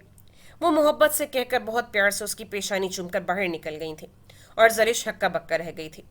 चलो जी दुल्हन साहिबा, जल्दी से उठकर ये कपड़े चेंज कर लें। खुसूसी लिबास है आज रात के लिए, ज़्यादा वक्त नहीं है हमारे पास। भाभी उसके अंदाज पर हंस रही थी। मगर भाभी, फरा इसे वॉशरूम में धकेलो, ये फटाफट कपड़े बदल कर है, अगर मगर बाद में कर लेना। नाचार उससे भाभी और फरा के सामने हार मानना पड़ी। बड़ा खूबसूरत कढ़ाई वाला सूट था। भाभी ने जल्दी से तैयार किया और जेवर उसका सारा कमरे में था जो फरा ने ला दिया था। फरा ने बड़ी मोहब्बत से उसके माथे पर बिंदिया सजाई, एक एक जेवर पहनाया। प्लीज़ ये रहने दो। उससे बहुत हया आ रही थी। इतने अरसे बाद अब दोबारा से ये सब हंगामा उसे बड़ा अजीब सा लग रहा था। फरा ने अपने हाथों में सजे गजरे उतार कर उसे पहना दिए। माशाअल्लाह, बहुत प्यारी लग रही हो। सुमान की आज खैर नहीं। भाभी की छेड़छाड़ पर उससे अपना दिल कंट्रोल करना मुश्किल लग रहा था। मैं अम्मी को बुला कर लाती हूँ। फरा मोहब्बत से उसकी पेशानी चूम कर बाहर निकल गई। जरिश को अपने हाथ पांव ठंडे होते महसूस हुए। ताहिरा बेगम की हमरा शाइस्ता बेगम भी थी। मामा को देखकर उसका सर झुकता चला गया, टूट कर हया आई। वो लोग उसे लाउंज में ले आई। सुमान के साथ बिठाने पर वो घबरा गई। इतने लोगों के सामने, और ऊपर से सुमान की गुर्बत। सुमान इतना सख्त नाराज था, न जाने क्या रद्द अमल होगा। वो अंदर ही अंदर खौफजदा हो रही थी। अली तस्वीरें लेने लगा। तुम्हारी ताई बेगम को तुम्हें दुल्हन के रूप में देखने का बड़ा अरमान हो रहा था। चलो, उनकी ख्वाहिश भी पूरी हुई। खुश रहो, आबाद रहो। ताई अबू उसके सर पर हाथ रखकर मोहब्बत से प्यार देकर कह रहे थे, मैं तो सारे अरमान पूरी करूंगी अब। उन्होंने मखमली केस से निहायत कीमती कंगन निकालकर उसके हाथ में पहना दिए। तुम्हारी रोनुमाई का तोहफा है, जुबारिया को भी दिया था, ये तुम्हारा हिस्सा है। देने में देर हो गई। कंगन पहनकर बाजू के हिसार में लेकर साथ लगा दिया, फिर पेशानी चूम ली। सऊद अहमद और शाइस्ता दोनों बड़े मुतमईन थे। माशाअल्लाह, अपनी कमफहमी के हाथों बड़ा नुकसान उठाया है। खुदा तुम दोनों को सदा सलामत रखे। वो आप दीदा हो गई, मगर अगले ही पल खुद को संभाल भी लिया कि एतमाद और खुशी के पल बड़ी मुश्किल से खुशकिस्मती से मिलते हैं। सुमान सारा वक्त खामोश रहा। उसके सेल पर कॉल आने लगी तो वो माजरत करता उठकर चला गया। जुबारिया, बहन को कमरे में छोड़ो। 5 मिनट बाद ताहिरा बेगम के कहने पर भाभी ने फौरन उसका हाथ थामा। अरे तुम्हें क्या हो रहा है, इतनी सर्द हो रही हो? भाभी हंस दें। भाभी, सुमान बहुत नाराज है, देखिएगा वो इस सारे वाक़े पर भी बहुत खफा होंगे। वो रुहासी हो रही थी। कुछ नहीं होगा, हिम्मत करो। ایک غلطی کر چکی ہو، اب سلیقے سے سنبھالو، ہم تمہاری مدد یہاں تک ہی کر سکتے تھے۔ وہ تمہارا شوہر ہے، شدید محبت کرتا ہے تم سے، اب اسے کیسے منانا ہے یہ تم پر منحصر ہے۔ پریشان نہیں ہوتے۔ کمرے کی طرف آتے وہ مسلسل ہمت بندھا رہی تھی۔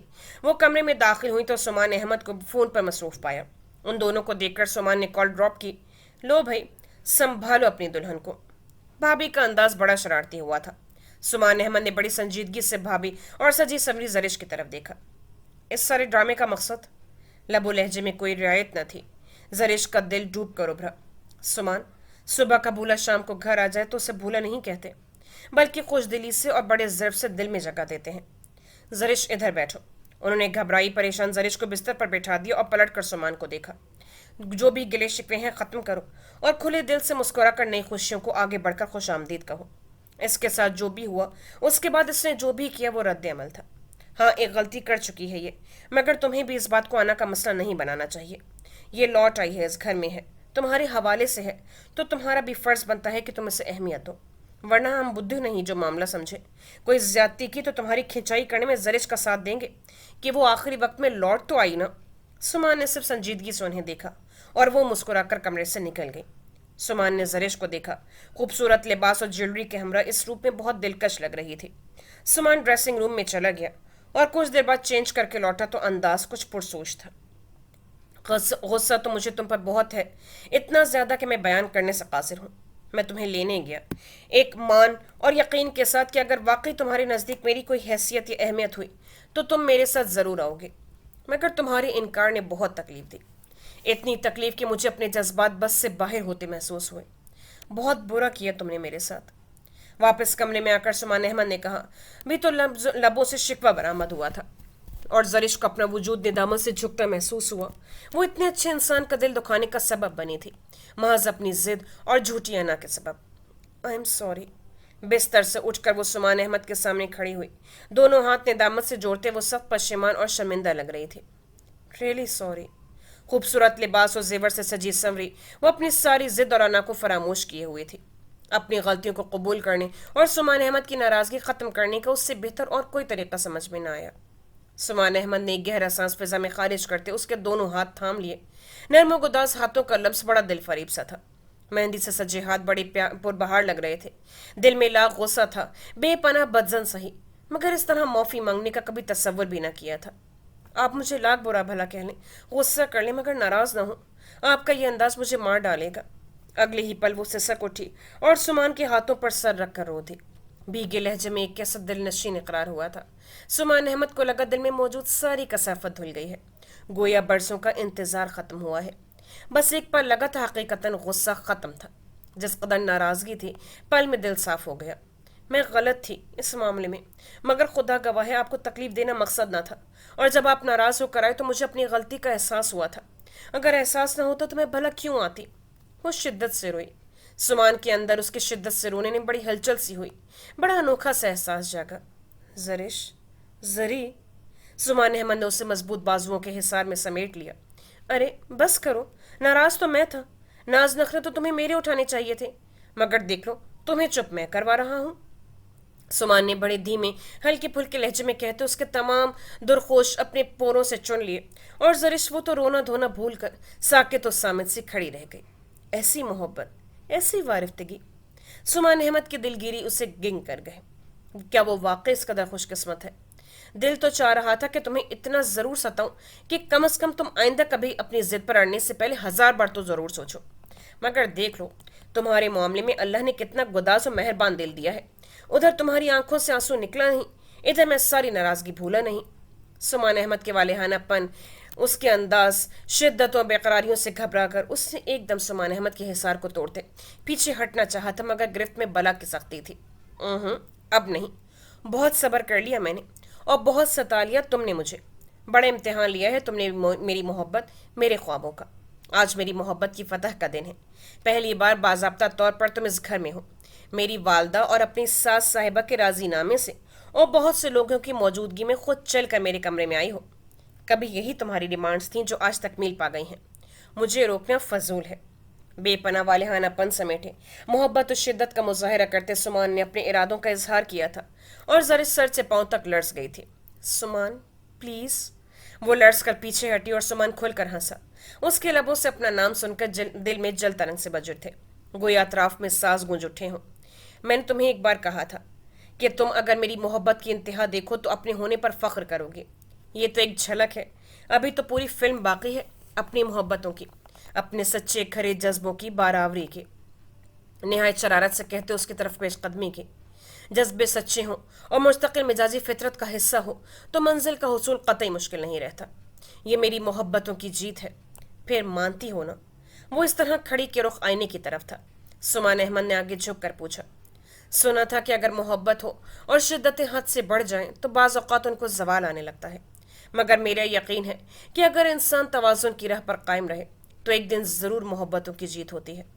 जरिश ने सिर्फ एक पल को निगाह उठाकर आईने में दिखाई देते सुमान अहमद के भरपूर अक्स को देखा, जिगर जिगर करती आंखें और मोहब्बत से गुंधा लहजा।